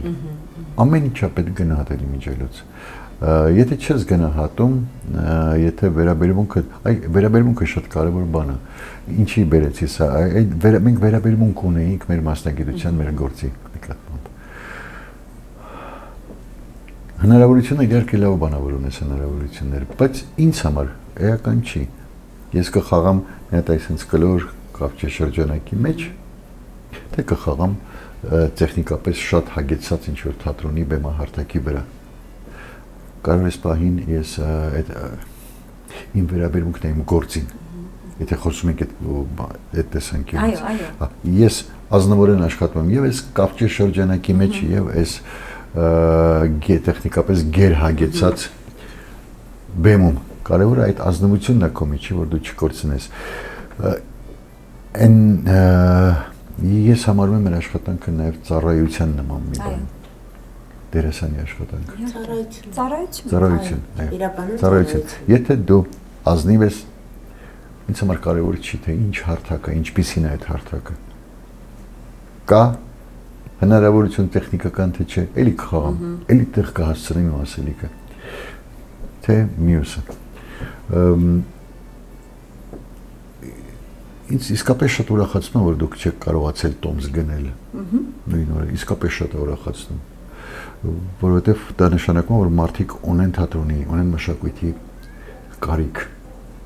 ու մեր աշխատանքը իզուր չի, որովհետև երբ որ թատրոնը ունի հանդիսատեսի պակաս, այդ շատ վատ է։ Կամ դու դա ավելի չես, կամ ինչ-որ խնդիր կա, որ մարդիկ թատրոն գնալու սիրտ չունեն, երկուսն էլ վատ է։ Անգլերեն մի բառ կա, դրա հայերեն թարգմանությունը փորձեմ ճիշտ տալ, անգլերենով ասում են burnout, այրվել, երբ շատ հոգնածության, շատ նույնիսկ ստեղծագործելու, զբաղվածության, հոգնածության արդյունքում սպառվել չասեմ, ավելի շուտ այրվում ես եւ ուժ չես ունենում շարունակելու, առաջ գնալու, նոր էջ բացելու։ Ունենում եք այսպիսի խնդիր, որովհետեւ երկուստ էլ չափազանց զբաղված եք, նկարահանումներ, թատրոն, կինո եւ այլն։ Լինում է այսպիսի բան, թե այնուամենայնիվ նկատում եք ուժերի սպառում թե բարոյական եւ բոլորը այդ բեռնաութը ճիշտ թարգմանությունը չկա հավանաբար, որտեղ դա վիճակի, ընդհանուր վիճակի մասին է։ Իրականում ես չգիտեմ կամ գուցե 1-2-ին գիտեմ դերասաններից, ովքեր որ իսկապես ոչ թե խաղալով դժգոհեն զբաղվածությունից։ Ես գիտեմ դերասաններ ընդհակառակը այդ թվում նաև ես։ Երբ որ ես ոչինչ չեմ անում, ես ավելի անտանելի եմ եւ ավելի շատ եմ հոգնում եւ ավելի շատ եմ այրվում, քան եթե ես լծված եմ աշխատանքի քո սիրելի գործով, ինչին դու ուղղակի ծառայում ես, ինչը քո կենսակերպն է, ինչը դու առանց դրա քեզ չես պատկերացնում, որովհետև դերասան լինելու մասին ենք խոսում։ Դա ծառայություն է, իսկ ծառայությունը ենթադրում է ամեն օրվա դիսցիպլինա, ամեն օրվա ռեժիմով աշխատել, արարել, նվիրվել եւ երջանիկ տուն դառնալ։ Եվ երբ որ դու մտնում ես տուն, ինչքան էլ հոգնած լինես, ինչքան էլ լարված լինես, ինչքան էլ դաժան անցած լինի եւ վազքի մեջ դու երջանիկ ես լինում, որովհետեւ դու բավարարված ես, հոգեպես։ Այդ ժամանակ դու չես այրվում, ընդհակառակը դու միանգամից նորից ես հառնում հաջորդ օրվա։ Իսկ որ աշխատանքից շատ հոգնեմ, դժգոհեմ, այրվեմ, ես միշտ երազում եմ եւ ես միշտ ուզում եմ զբաղված լինեմ եւ աշխատեմ։ Հակառակը ինձ համար չէ եւ ինձ ավելի սպանում։ Դա բանի նման մշտական պահանջի նման մի բան է։ Գուցե համեմատությունս ճիշտ չի, ասենք ծխող մարդու որ անդադար դու ուզում ես այդ process-ը ուզում ես չգիտեմ ես ինչ կախարդանք է դերասանների մոտ երբ որ մի անգամ մեջ է քեզ այսպես վերցնում է իրենով էլ երբեք բաց չի թողնում անդադար ուզում ես օրինակ ոչ ես ոչ սատիկը աշխատելու ժամանակ բեմի վրա չենք հոգնում երբևէ ես չեմ հիշում ինձ որ ասեմ, չեմ ուզում աշխատել, որովհետև հոգնել եմ։ Գուցե ես ինչ-որ պահի հոգնում եմ չաշխատելուց։ Գուցե ես ինչ-որ տեղ կարող է տրտանջած լինեմ, բայց Սատիկին երբեք անկեղծ եմ ասում, ոչ թե նրա համար, որ հիմա այստեղ նստած ենք, բան, ես չեմ տեսել Սատիկին երբևէ տրտանջած, բայց հոգնեցինք էլի, այս փորձը չանենք, ընդհակառակը երբեմն ես եմ ամբոստանում, մենք երկուսով ներկայացում ունեինք։ Միասին կոչում էր ամեն տարի նույն օրը եւ դա ինձ համար ամեն անգամ այսպես սպասում եմ երբ պետք է Սատիկը ասի կամ չասի Սատիկը մի հատ տեքստ անցնենք մի անգամ ասում ենք մի անգամ էլ անցնենք թատրոնում բեմի վրա փորձ անել տանը չենք անում չէ տանը փորձ չեք անում ո՞նց տանը հենց հանկարծ որոշեցինք մարդասպանություն անել ինչի համար որովհետեւ տունը որովհետեւ կատեգորիկ չի համաձայնվում մարդը որ տանը փորձ չէ չի ստացվում չի ստացվում փորձում եք չի ստացվում չէ նույնիսկ մի երկու անգամ ինչ որ փորձել ենք հետո հասկացել ենք որ մոռացեք տունը թատրոն գնացեք թատրոնում փորձեք քանի որ խոսում ենք մշակույթից արվեստից եւ ինձ համար շատ կարեւոր է որ մտավորական մարդկանց հետ սա քննարկեմ ոչ թե պարզապես արվեստագետների մշակույթի մարդկանց այլ մտավորական մարդկանց հետ ովքեր գուցե ունեն բանալիները եւ ունեն բաղադրատոմսը ոնց անել որ երբ որ երեխան դեռ փոքր է նրան մոտեցնել արվեստին, մշակույթին, գրականությանը, որ նա մեծանա, մարդ քաղաքացի անձ, ում համար արվեստ սիրելը մի տեսակ շատ սովորական ջուր խմելու նման բան լինի։ Այ ոնց անել դա։ Որտեւ ես հասկանում եմ դա փոքրուց է պետք անել։ Հարցս նրա մասին չէ թե մեծ տարիքում ոնց անել, որտեղ մեծ տարիքում շատ ժամանակ անհույս է։ Այդ փոքր տարիքից ոնց որ ասում են երեխաներին ոնց դաստիարակել, ոնց չի, պետք չի, որովհետև երեխան տեսնում է այն, ինչ տեսնում է եւ սովորում է այն, ինչ տեսել է։ Ումից ծնողներից։ Հետևաբար դա բաղադրատոմս է կարելի է ասել։ Ոչ թե չեմ կարող ասել բաղադրատոմս, բայց իմ կյանքի ընթացքում этаպներով ինչ որ տեսել եմ երեխաների հետ, երբ որ դու ուզում ես որ քո երեխան ասենք կարդա, ինքը պիտի տեսնի որ տանը կարդացող կա։ Այո։ Որովհետև դա կդառնա նորմալ օրգանական, եթե ինքը չի տեսնում դու ամբողջ օրը կամ հեռուստացույց ես նայում կամ չգիտեմ ինչով ես զբաղված, բայց պարտադրում ես որ պիտի կարդաս, չի կարդա։ Հա մեկ երկու անգամ օրինակը շատ կարևոր շատ կարևոր է, ընտանիքը, դպրոցը, ոնց, բայց ամենակարևորը անշուշտ ընտանիքը, որովհետև ընտանիքից հետո քայլ են անում դուրս։ Եթե յուրաքանչյուր ընտանիքում ինչ որ բազային մոտեցումներ լինի կյանքի, ոչ թե միայն դժգոհեն ասեն կյանքը դժվար է, այլ պատասխանատվություն զգան, կյանքի դժվարությունը սեփական անձով ինչ որ ձևով թեթևացնելու հնարավորության, կարողության եւ անհրաժեշտության մեջ երեխաներն էլ կսովորեն դա եւ դա կդառնա նորմալ, օրգանական։ Հիմա չենք ասում գյուղերում, որտեղ որ մարդիկ հնարավորություն չունեն այս վարքյանին տան, բայց գյուղերում շատ ավելի ուշադիր են լինում շատ հարցերում։ Խոսքը ամփոփեմ, ընտանիքը շատ կարևոր է, որտեղ ես մեծանում, ինչ միջավայրում ես ձևավորվում։ Եվ ինչ ես տեսնում, Եվ ինչ ես տեսնում, տեսնել, սովորել։ Շատ կարևոր է, իսկապես օրինակը Հետո սովորել։ Օրինակը շատ կարևոր է, բայց նաև կարևոր է երեխայի այդ գիտակցությանը հասցնել այն հանգամանքը, որ գիտես բալիկ ջան, ինչ կսովորես, դա դու ես։ Այ օրինակ ես մի քանի անգամ այս մասին խոսել եմ, մեր դստեր օրինակը երբեք ես իր օրագիրը չեմ ստուգել։ Ես դրա կարիքը չունեմ։ Իմ ինչին է պետք է գնահատականը։ Կարևորը դու ինչ գիտես։ Դու կսովորես կլինես այն ժամանակ որ 5 բալային սիստեմում է, կսովորես կլինես 2-ի։ Քոնը դու ես։ Կունենաս 5 բալի գիտելիքներ, սա էլ ես դու, ո՞րն ես ընտրում,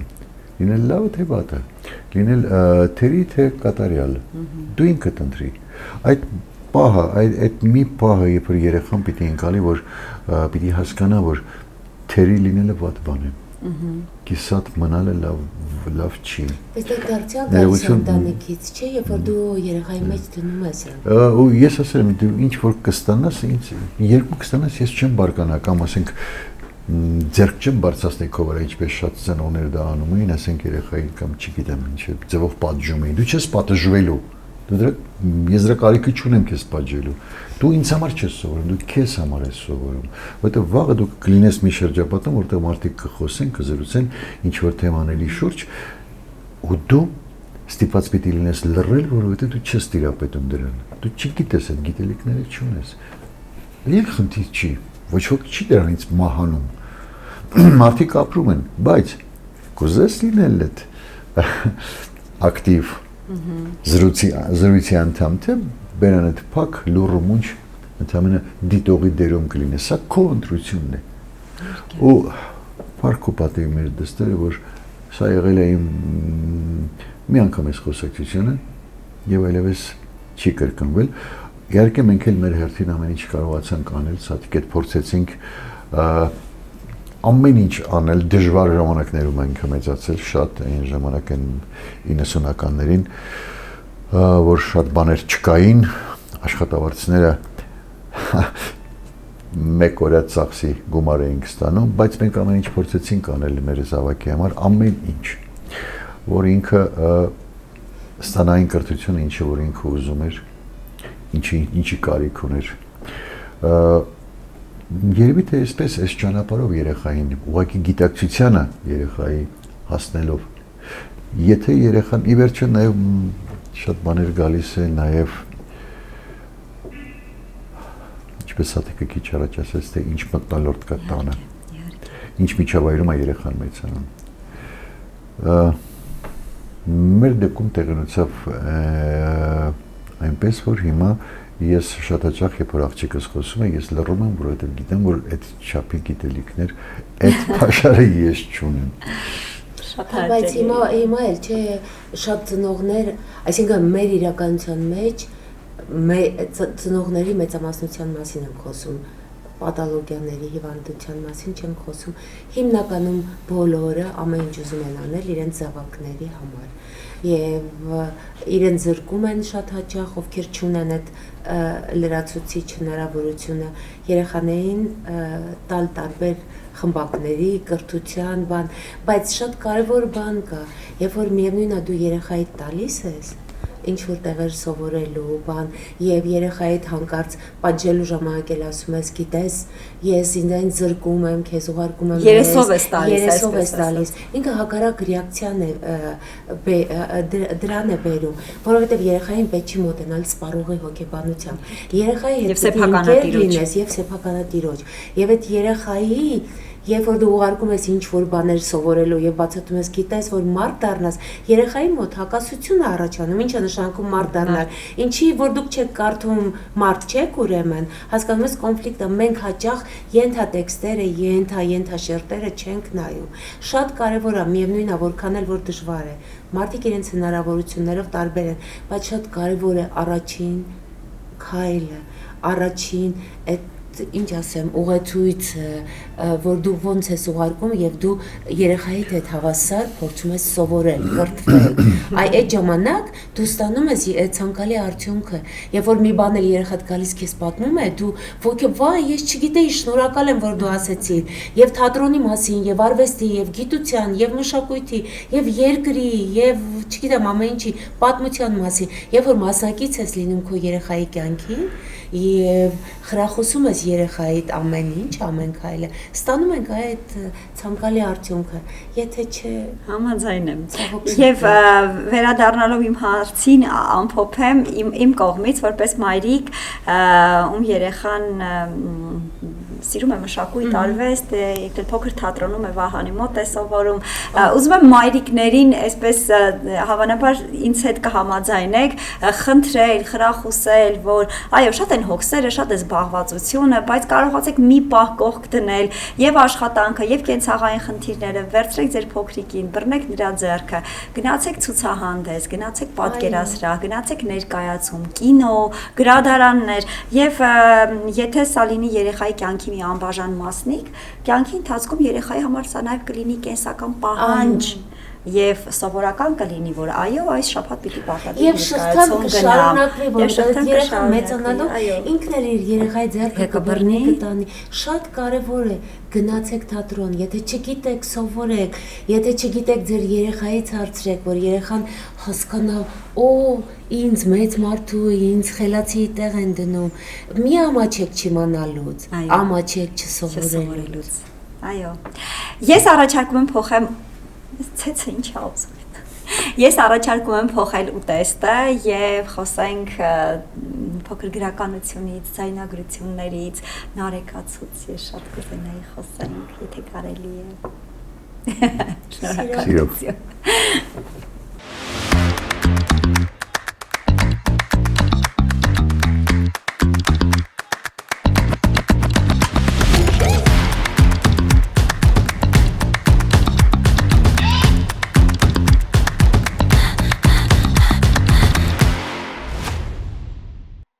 Պատրաստելու եմ հավի կրծքամսի գնդիկներով սպագետի, իսկ գնդիկները լինելու են նաև անկույզով։ Հավի կրծքամիսը արդեն համեմել եմ, մի փոքր կաթ եմ ավելացնում, ավելացնում եմ օրեգանո, ավելացնում եմ թեթև բոված և մանրացրած անկույզ, ձիթայուղ, կարագ, մի փոքր սխտոր, թրջում ենք ձեռքերն ու սկսում ենք գնդերը պատրաստել։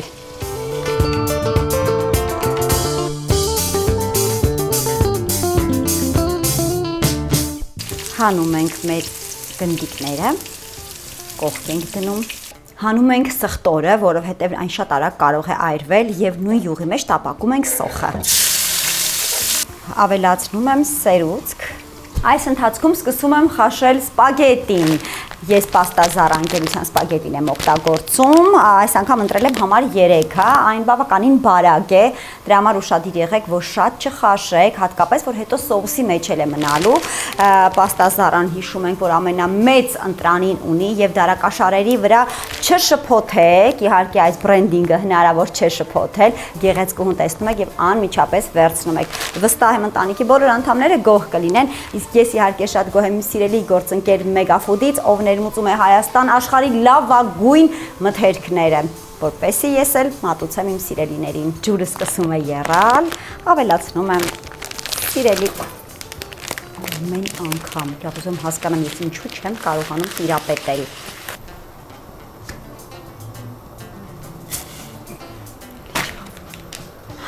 Վառվեցին սպագետիները, սերեխեք։ Սոուսի մեջ ավելացնում եմ քերած պարմեզան, որ ավելի ձգվող լինի մեր սոուսը։ Պատրաստ է իմ համեղ սպագետին, քամեմ եւ լցնեմ սոուսի վրա։ Մի փոքր էլ թարմ պարմեզան, թարմ աղացած սև պղպեղ եւ կանաչի։ Վերջ։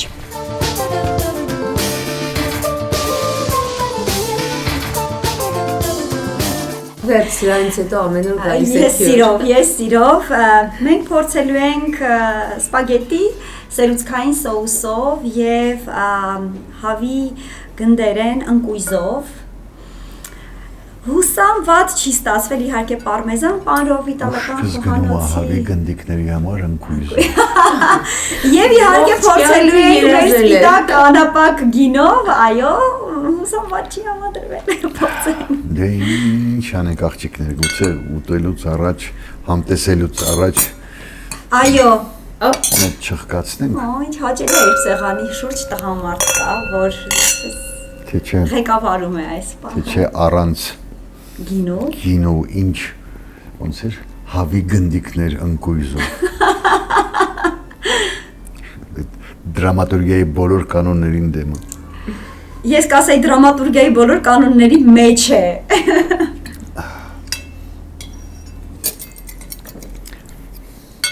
Սա սունկինման 3 օր առաջ ուտելու կարիք չկար, չէ։ Չէ։ Սա կարող է նույնիսկ ուտելու կարիք չկա։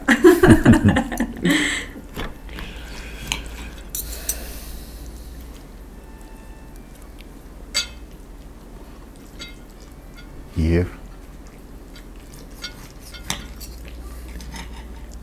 ինձ ամեն ինչ դուր է գալիս, ինչը ես եմ պատրաստել, ազնիվ չի լինի, որ ես ասեմ։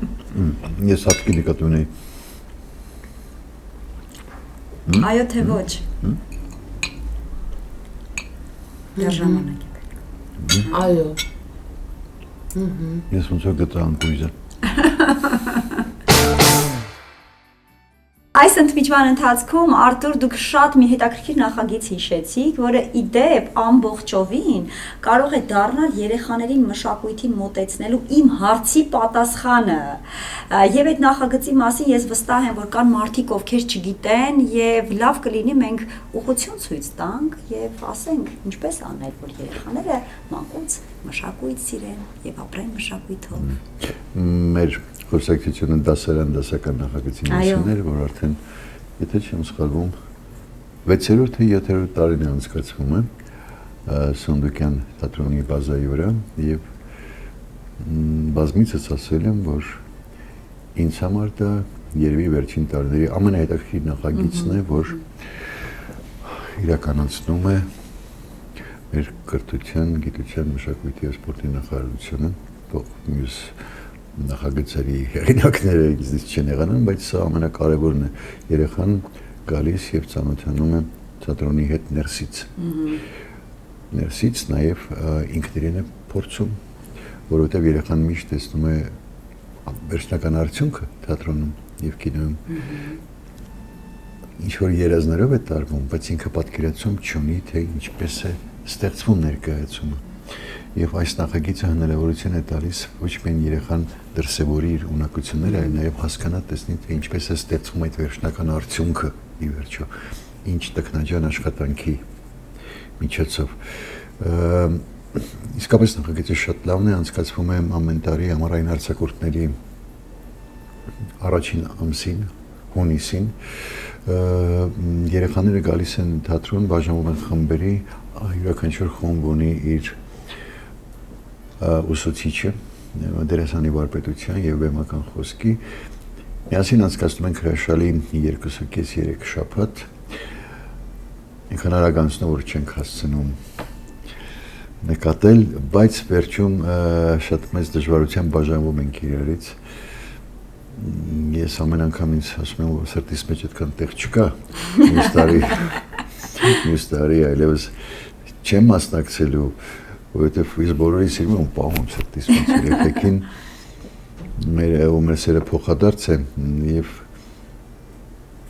իմ դելոցը այդ երեխաներից ովքեր որ անցնում են մեզ մոտ այդ ընթացքը գիտեք ինչն է կարևոր երեխան ինքն է հասկանում ինքը կարող է շարունակել թե ոչ Դա փորձի վրա է հասկանում այո մասնագիտական ընտրության հարցում ինքը կարող է շարունակել այս պայմաններում ու ասեմ ձեզ որ երեխաներին գլուխ շոյելով չենք զբաղված շատ լուրջ տքնաջան լուրջ աշխատանք է մեզ սովորաբար հատկացվում է օրվա մեջ 4 աշխատանքային ժամ բայց երեխաների ցանկությամբ ասենք չեն թողնում ուղղակի որ ավարտեն դասերը տևում են 7-8 ժամ որտեվ իսկապես իրենց շատ հետաքրքիր է ու կարծում եմ որ երիտասարդները եթե իրենցից մեծամասնությունը բնականաբար չեն գնա թատերական ինստիտուտ Այսինքն շատերը արդեն սովորում են թատերական ինստիտուտում, բայց գոնե կդառնան թատրոնը ներսից հասկացող հանդիսատես, դա շատ կարևոր է։ Արտուր, այդ ինչ ջիղ է, որ մարդը ունենում է, երբ ուզում է իր փորձը փոխանցել երիտասարդ սերնդին, սովորեցնել ինչ-որ բան, որտեղ կան մարդիկ, որ չունեն այդ ջիղը, եւ կան մարդիկ, որ սիրում են այդ process-ը, երբ դառնում են լավ իմաստով խողովակ այդ գիտելիքը այլ մարդու փոխանցելու։ Հետաքրքիր բան ասեմ, երբ որ ինձ առաջին անգամ առաջարկեցին լինել խմբերից մեկի ղեկավարը, ես ինձ հետաքրքրեց, բայց ես պատկերացում անգամ չունեի, թե ինչպես պիտի աշխատեի երեխաների հետ, որովհետև յուրաքանչյուր գիտելիք փոխանցելու համար հարկավոր է մեթոդիկա։ Այո, համակարգը պետք, համակարգված պիտի փոխանցես։ Եվ չգիտեմ ինչպես ստացվեց, ինչ որ բան բացվեց մեջս, ինչ-որ բան շարժվեց, շատ արագ, այս հատիկը գիտի այդ օրերին, այդ 3 շաբաթվա ընթացքում մոտավորապես ես գիշերները չեմ քնում։ Իսկ այդ ճիշտ է, որ սովորեցնելուց նաև ինքդ սովորում ես։ Իհարկե։ Ասեմ ինչու։ Որովհետև կարծես թե այն պահեստարանից, որ կա մեջդ բաներ ես հանում, որոնք մոռացել էի դրանց մասին։ Եվ հանում ես դրանք նաև քեզ մոտ են թարմանում։ Այդ ինչ որոշակի ինչ-որ հմտությունների մասին, օրենքների մասին թատրոնում։ Եվ բացի այդ նաև ես սովորում եմ երեխաներից։ Իրենցից էլ շատ բան ինձ ոչ միայն տալիս եմ, այլ նաև վերցնում եմ։ Շատ երևույթներ պահեր կան, որ ասում այ տեսա ոնց արեց այս երեխան։ Ես բացատրում էի իմ պատկերացման մեջ կար մի ձև, որ ինքը պետք է այդպես ներկայացնել, ենթադրենք այս իր մի փոքրիկ հատվածը, բայց երեխան գնաց լրիվ ուրիշ ճանապարհով ու դա ինձ շատ իսկապես եւ ուրախացրեց եւ զարմացնում է միշտ։ Եվ ասում այդպես ես չէի մտածել, այսպես էլ կարելի է, անշուշտ ինչ-որ բաններ իրենցից է սովորում, բայց process-ը շատ հաճելի է, փոխադարձ հաճելի ու հիմա ես կարծես թե ունեմ որոշակի համակարգ ու որտեղ շատ սերմ ժամանակա ընթացքում դու պիտի երեխային որոշակի հմտություններ տաս, որտեղ վերջում մենք ներկայացնում ենք մոտ 20 րոպեանոց մի ներկայացում երեխան պիտի բեմ բարձրանա, ու գիտեք ինչ պատասխանատվությամբ են մոտենում, անգամ չգիտեմ ես աշխատում եմ երկար տարիներ պրոֆեսիոնալ թատրոնում, շատ դերասաններ ես շատ կուզեի, ես ինքս, ինչու ուրիշների անունները չտամ, ես ինքս կուզեի այդ մոտեցումը ունենալ, ոնց որ երեխաներ ունեին, այդ պատասխանատվության հետ ամեն ինչ պետք է լինի տեղը տեղին, ամեն ինչ։ Այս տարի արդեն ավարտվել է, ինչպես հասկացա հայտերի ընդունումը, բայց ուշադիր եղեք։ Հայտերի ընդունումը չէ, ինքը նախագիծը արդեն ավարտին հասցրեց։ Ուշադիր եղեք, խնդրում եմ, յուրաքանչյուր տարի մայիսից հետո, կարծեմ մայիս ամսվա սկզբին հայտարարությունը գնում է, երեխաները փոքրիկ հայտ են ներկայացնում իրենց մասին մոտ 3 րոպեանոց փոքրիկ վիդեո տեսանյութ եւ այն մոտիվացիայի մասին, թե ինչու են իրենք ուզում մասնակցել այս նախագծին, կատարվում է ընտրություն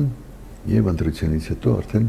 այդ դասընթացներն են հրաշալի շատ հաճելի process է եւ ես չգիտեմ ինչու ես կարծում եմ որ Այս տարի նաև նորամուծություն եղավ, Գյումրին առանձին մասնաճյուղով ներկայացավ։ Ես շատ կուզեի, որ այդ նախագիծը լիներ համահայաստանյան։ Այնտեղ Վանաձորի թատրոնը, Կապանի թատրոնը, Գորիսի թատրոնը, Գյումրիի թատրոնը, Հրազդանի թատրոնը, իդեպ Հրազդանում էլ ունենք շատ լավ հիմա շատ լավ Գավառի թատրոնը։ Այո, Գավառի թատրոնը Հրազդանում այս մի քանի տարի է, որ շատ մեծ տեմպերով զարգանում է։ Մեր հրաշալի գործընկերոջ Վահագնի ջանքերով նաև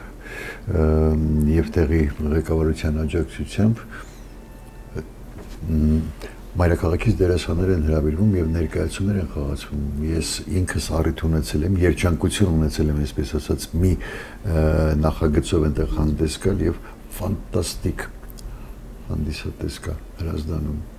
Եթե ես այդ պահին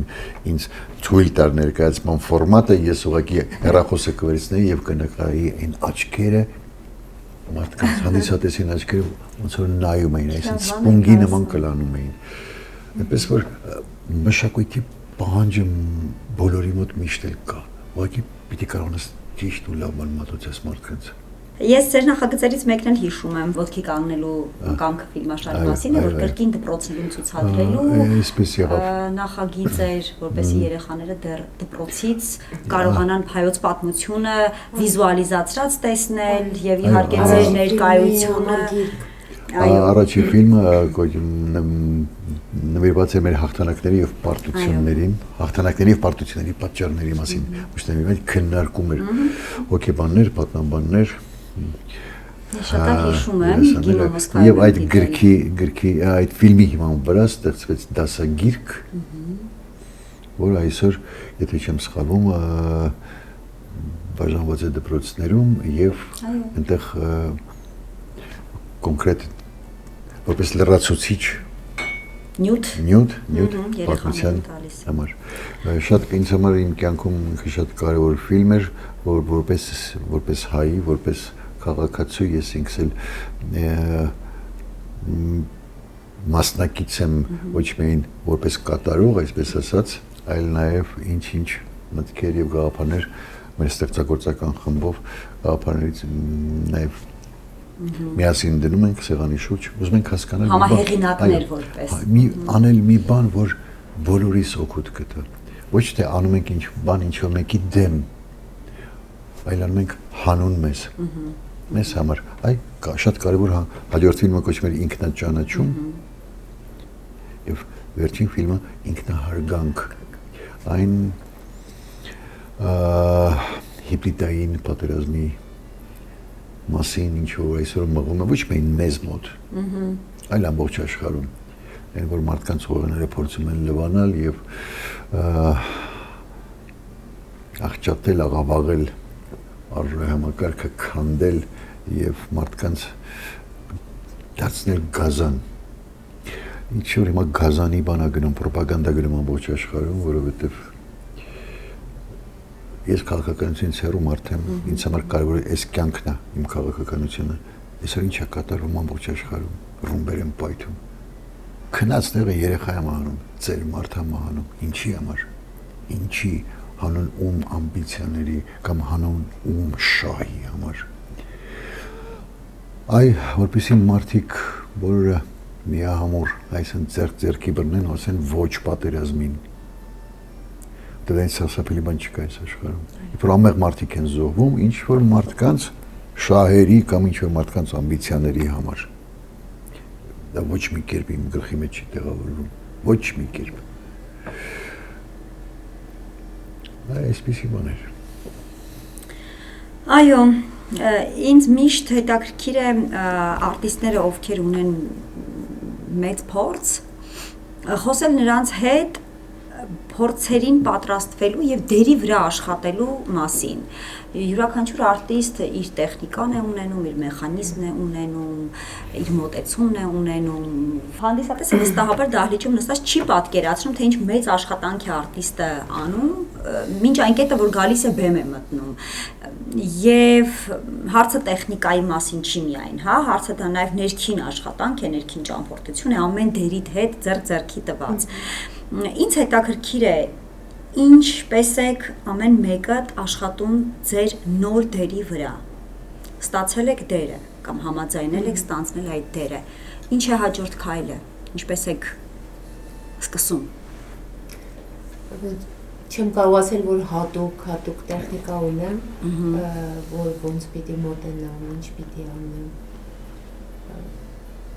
Սովորական սկսվում է, բայց շատ երկար է, միշտ մտածում եմ։ Մանավանդ եթե դերը դուրս գալիս է եւ ես ինչ-որ բան չեմ գտնում, ինչ-որ բանալի կամ անverջ մտքիս մեջ է, այնպես չի որ մոռանում եմ, մտածում եմ, հետո կարդում եմ, փորձում եմ, չգիտեմ, ես կոնկրետ մեթոդ, որպես այդպեսին չունեմ, որ ասեմ, որ այսպես երբեմն մտածում եմ կենսագրության, չգիտեմ ինչի մասին, բայց ընթացք, որ հատուկ որևէ ձև չունեմ մշակված, բայց ամենայն մեծ պատասխանատվությամբ եմ վերաբերվում եւ մինչեւ վերջին օրը գուցե ներկայացումից հետո ես կարող եմ էքսպերիմենտներ անել, այդ մեկը կարող եմ ասել, որովհետև ես ներքին ինչ-որ չափորոշիչ ունեմ, երբ որ այդ չափորոշիչը ինձ ինչ-որ բան է ասում, որ դեռ են չի, ես անverջ, և թատրոնը իհարկե տալիս է այդ հնարավորությունը, դու կինոյում չես նկարվում, որ նկարեցին ու վերջ, ռեժիսյորը, մոնտաժը ու վերջ։ Բայց կարծում եք դերասանը զգում է, որ վատ է խաղացել։ Ես չեմ կարող բոլորի մասին ասել, ես շատ եմ ինձ կողքից նայում։ Գուցե երբեմն նույնիսկ այդ շատ նայելը խանգարում է, բայց ես շատ հետևողական եմ այդ հարցում եւ շատ կարեւոր է, որ ինձ ներքին մարդը, ներքին հոգին ասի, որ գիտես, եւ դա նաեւ ասելով չի, զգացողություն է, երբ որ դու հասկանում ես, որ դալի չի, հանդիսատեսի, թատրոնը էներգիա, դերասանը, արվեստը ինչ է, էներգիայի փոխանակում է, դու տալիս ես եւ ստանում ես, եւ այդ պտույտի, շրջապտույտի արդյունքում է իմ կարծիքով ստեղծվում ու ծնվում ընդհանուր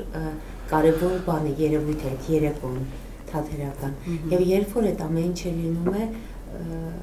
միևնույն է դու զգում ես, չգիտեմ այդ ոնց, ինչ ալիքներով, բայց անշուշտ զգում ես, և կարծում եմ բոլոր դերասանները կփաստեն, որ բոլորը ում նկատիվների սեղանի շուրջ նստած։ Ձեզ ցույց տվեց ամենայն դեպս, ես հասկացա, որ դուք հաստատ զգում եք։ Դուք ունեք մեխանիզմ դերի վրա աշխատելու, գուցե նկարագիրն եք ունենում հերոսի, որը օգնում է ձեզ արտաքիրից գնալ ներքին։ Գուցե սկսում եք տեքստերը անգիր անելուց, գուցե Չէ, ես չեմ կարող անգիր անել, ես երբեք անգիր չեմ անում տեքստը, ես չեմ կարող ուղղակի նստել ու անգիր անել, այդ գուցե պրոբլեմ է և գուցե և լավ է։ Ես տեքստը յուրացնում եմ, երբ որ ես կարդում ենք սեղանի շուրջ և երբ որ ես արդեն մտածում եմ և հասկանում եմ տրամաբանությունը, ուղղակի նստում է այդ տեքստը, անկախ ինձանից և երբ որ ինքը արդեն իմն է դառնում, ես չեմ մոռանում, բայց երբևէ որ ուղղակի անգիր անեմ, չէ, չեմ կարող։ Անկեղծեսնիկ չեմ սիրում այդ նստել տանը անգիր անել, որտեղ տանը անգիր անելով չի։ Պայի փորձի ժամանակ, երբ որ քայլում ես, շարժվում ես, այդ ժամանակը նոր տեքստը ինքը չենց սեղանի շուրջ իհարկե առաջի ընթերցանության ժամանակ փորձում ենք հասկանալ ինչի մասին է, ով է, ինչ կերպար է, ինչի համար է այս գործի մեջ այս կերպարը, ինչ ֆունկցիա ունի, այդ ամեն ինչը փորձում ենք ճշտել սեղանի շուրջ, ինչ-որ չափով ինչ-որ բաներ հիշում ես, բայց հիմնական տեքստը ինքը ամրապնդվում է, արդեն բեմական փորձերի ժամանակ ես ինձ որ մեկ-մեկ ասում են պիտի նստես տանը անգիր սովորես, ես պատերն եմ բարձրանում, որտեղ ես չեմ սիրում անգիր սովորել, անգիր սովորել դրանք մեխանիկա, բայց ինքը երբ որ դու քայլում ես միզանսցենը դնում եք, ինքը տեքստը գալիս ընկնում է իր ճիշտ տեղը, տեքստը կառուցվում է իսկ Միզանսենը այդ տեքստը ու միզանսենը իրար հետ նման են։ Միասին են հոգապակցված։ Ծնվում է օրինակ ինձ մոտ նաև երբ որ դու տեքստը յուրացնում ես անկախ քեզանից, չէ, երբ որ դու դրա մեջ ես արդեն, ինքը ձևավորում է նույնիսկ քայլվածք, չէ, կերպարը։ Շատ կարևոր է ձեռքի շարժումը, քայլվածք։ Օրինակ ես նկատել եմ, այդ շատ կարևոր է այդ ներքին օրգանիկան։ Երբ որ տեքստը այդ ամեն ինչը քոնն է դառնում, մի տեսակ նաև ձևավորվում է նաև օրգանիկան, չէ, եւ դու քայլվածքն ես փոխում, ինչ որ բան ես անում, բայց որ հատուկ նստեմ անգիր անեմ ու տանը։ Շատ կուզեի, երբեմն երկար է տևում այդ process-ը յուրացնելու տեքստը, բայց ուղղակի տանը նստել ու Մեկ գիշերը պրեմիերայից առաջ բարձից տակ եմ դնում դերս։ Լուրջ։ Դպրոցում որ ասում էին անգիր արադիր բան։ Իմիջիալը նույն նստած անգիրը տեքստը նույն արագությամբ էլ մոռացվում է բեմի վրա, երբ որ Ով երբ որ դու կանգնում ես ու չես կարող։ Ինքը դադարում է տեքստ լինելուց, երբ որ դու դնում ես շարժման մեջ, միզանսցենի մեջ, ինքը արդեն ինքը որպես տեքստ չի, ինքը արդեն էս մարդն է իր, չգիտեմ, քայլվածքի մի մասն խոսքն է իր այդ մարդու բնական խոսքն է ինքը տեքստից դառնում է այդ մարդու բնական խոսքը շատ կարևոր է կներես Արտուր շատ կարևոր է երբ որ դու անգիր ես ուղղակի անում զուտ տեխնիկական անգիր ես անում դու գիտես արդեն վերջը ինչ պիտի լինի իսկ թատրոնը նաև սիրում է որ ծնվում է պահն է կարևոր եթե ես առաջի վարքյանից գիտեմ ինչ է լինում եւ այդ անգիրի տրամաբանությամբ գնամ դու չես խաղում դու կերպարը չես դու պիտի չիմանաս դու պիտի ես վարքյանին ծնես ուցե տարբեր մարդիկ տարբեր են ես այդպես եմ շատ ուրիշ բաներ կան նայած ինչ կերպար ես խաղում նայած ինչ ուսումնասիրության այդ կերպարը քեզ ինչ ուսումնասիրության բան է տալիս առիթ է տալիս այսինքն եթե խաղում ես պատմական ինչ որ կերպար բնականաբար պիտի ինչ որ բան ուսումնասիրես հասկանաս օրինակ ասենք ես խաղում եմ երկու ինձ համար շատ հետաքրքիր պատմական կերպարներ Յոսիֆ Ստալին, մյուսը Ներոն անկեղծ ասեմ մեկ ժամ չէ որ տրամադրել եմ իրանց կենսագրությունը իրանց վարքագիծը ուսումնասիրելու հասկանալու համար թե ինչ բայց դա ուղղակի մի քիչ արտաքինի բայց շատ կարող է ներքինը հասկանաս թե ինչ պերսոնաժ է եւ ամենակարևոր բաներից մեկը ինչ կերպարով խաղում ես պիտի փորձես իրեն արդարացնել իր տեսանկյունից կապ չունի դու խաղում ես դրական կերպար թե բացական չէ որ յուրաքանչյուր բացական կերպարներն էլ ունեն իրենց պատճառները այո արդարացումը վարքագծի արդարացումը այ պիտի փորձես հասկանալ այդ նրբությունները այդ շատ բաներ կան որ ձևակերպում չունեն իմ միջից բայց ընթացքում որ սկսում ես աշխատել շատ մանրուքներ կան որոնք հետո գալիս հավաքում ես ու մեկ էլ ամբողջական օրգանիզմ է դառնում մի ամբողջական եւ շատ կարևոր բան ասեց Սաթիկը այդ դարձնես այդ ամեն ինչը հետո միս ու արյուն որովհետեւ դու կարող ես իրան հավաքել հա դարձնել ինչ որ մեկ չգիտեմ ասենք ինչպես են խրտվիլակի վրա հավաքում հագուստը չէ այդ բաների վրա խաչուկի վրա հավաքում են ինչ որ գլխարկ են դնում բայց դու պիտի իրան կենթանացնես, այստեղ արդեն գալիս է նաև քո ներսը, քո միտքը, այն ճանապարհը ինչով դու ուզում ես տանել այս կերպարին, նպատակը ինչի համար որ այս կերպարը կա այս պիեսի մեջ, լիքը բաներ կան, որ գումարվում են իրար, դառնում է այդ կերպարը։ Եվ ինձ հետաքրքիր է իմ շատ սիրելի արտիստներ, ըստ ձեզ, ինչ հարաբերությունների մեջ են հիմա այս պահին հայ թատրոնը եւ հայ դրամատուրգիան իրար հետ։ Հայ թատրոնը հայ դրամատուրգիայի հետ այս պահին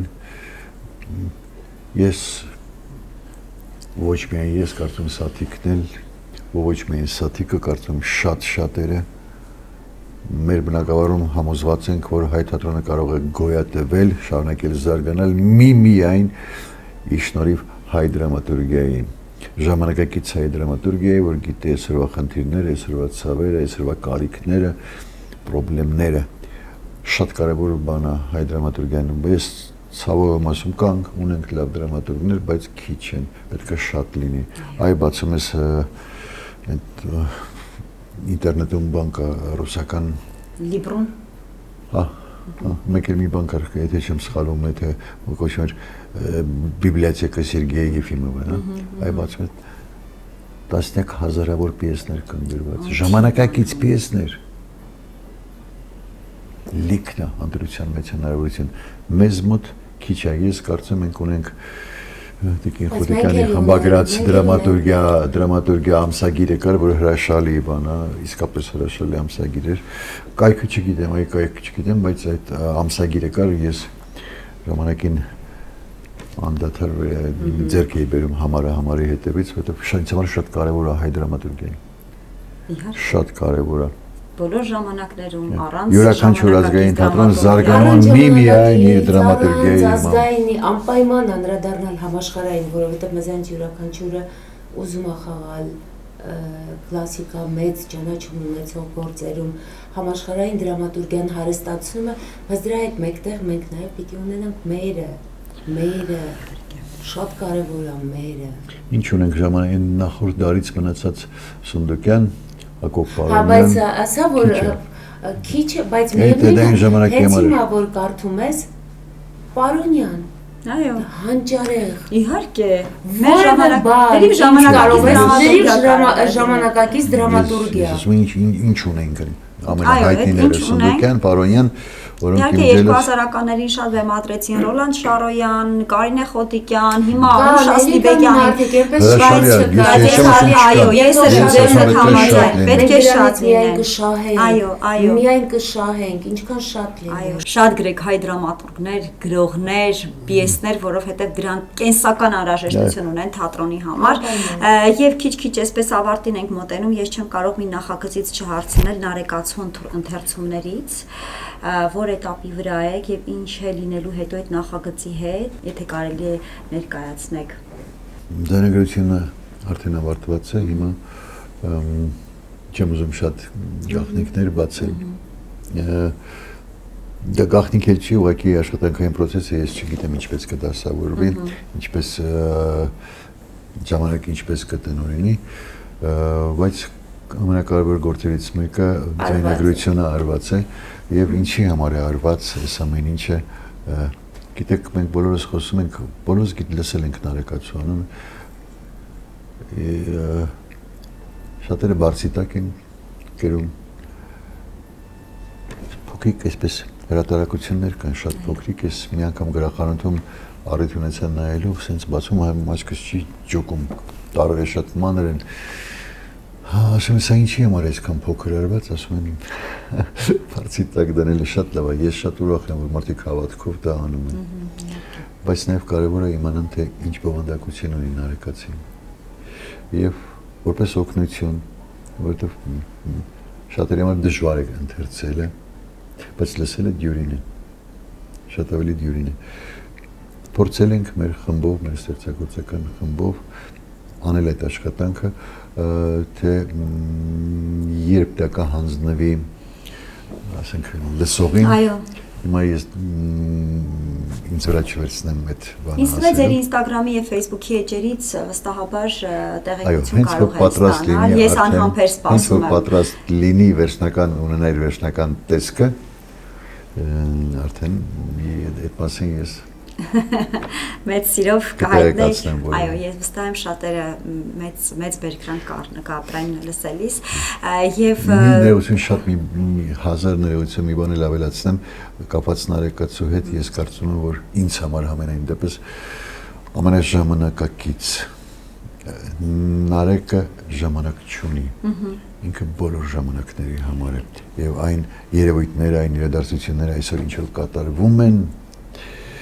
ոչ միայն մեր ներսում, մեր երկրում եւ աշխարհում,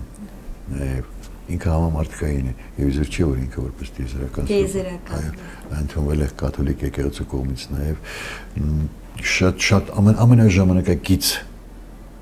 ինձ համար հեղինակը դա Գրիգոր Նարեկացին է, որ երբեք իր խոսքը ժամանակավրեպ չի լինի։ Որովհետև մարդու մասին է, իսկ քանի մարդ կա, բոլոր գրքերով եւ բոլոր արարքներով եւ լավ եւ վատ կողմերով Միշտ մնալու է, իսկ Նարեկը Կարդալուց երբեք չես դադարում զարմանալ ապշել, թե ինչքան համեմատություններ ես, ինչքան բան կա մարդու ներսում։ Կա, դու գիտես, երբեմն չես բան, բայց Փոխեց ինչ-որ բան ձեր մեջ։ Իհարկե։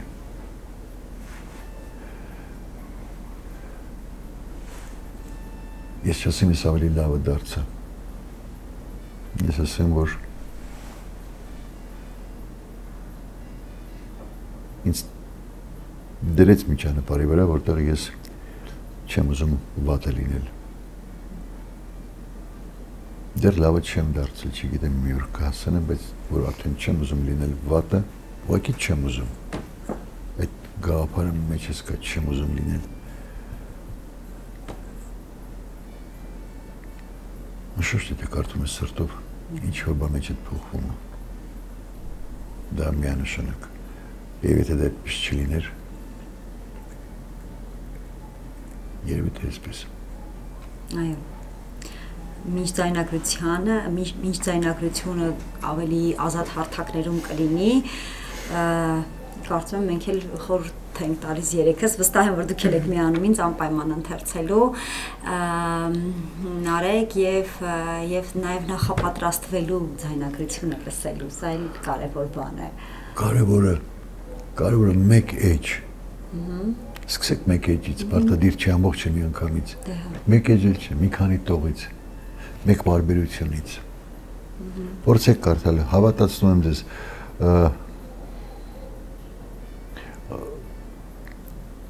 հաություն քիչնի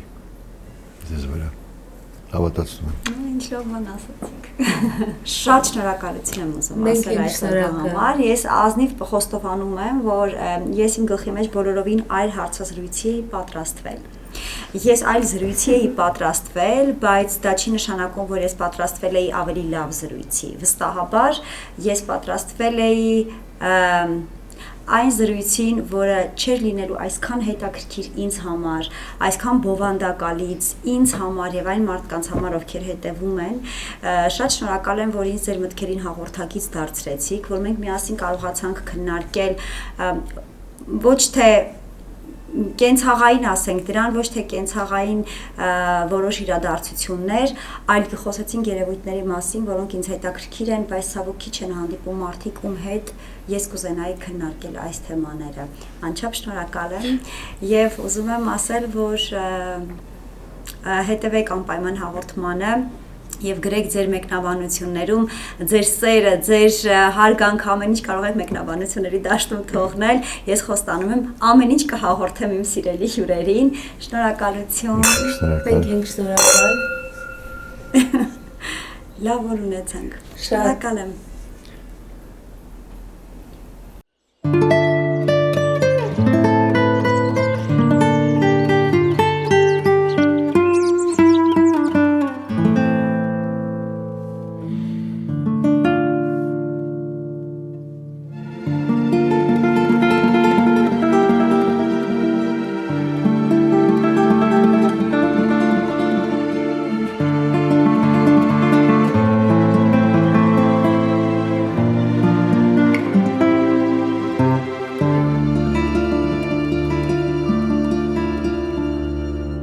Հաղորդման գլխավոր գործընկեր Վալան Գրուպ,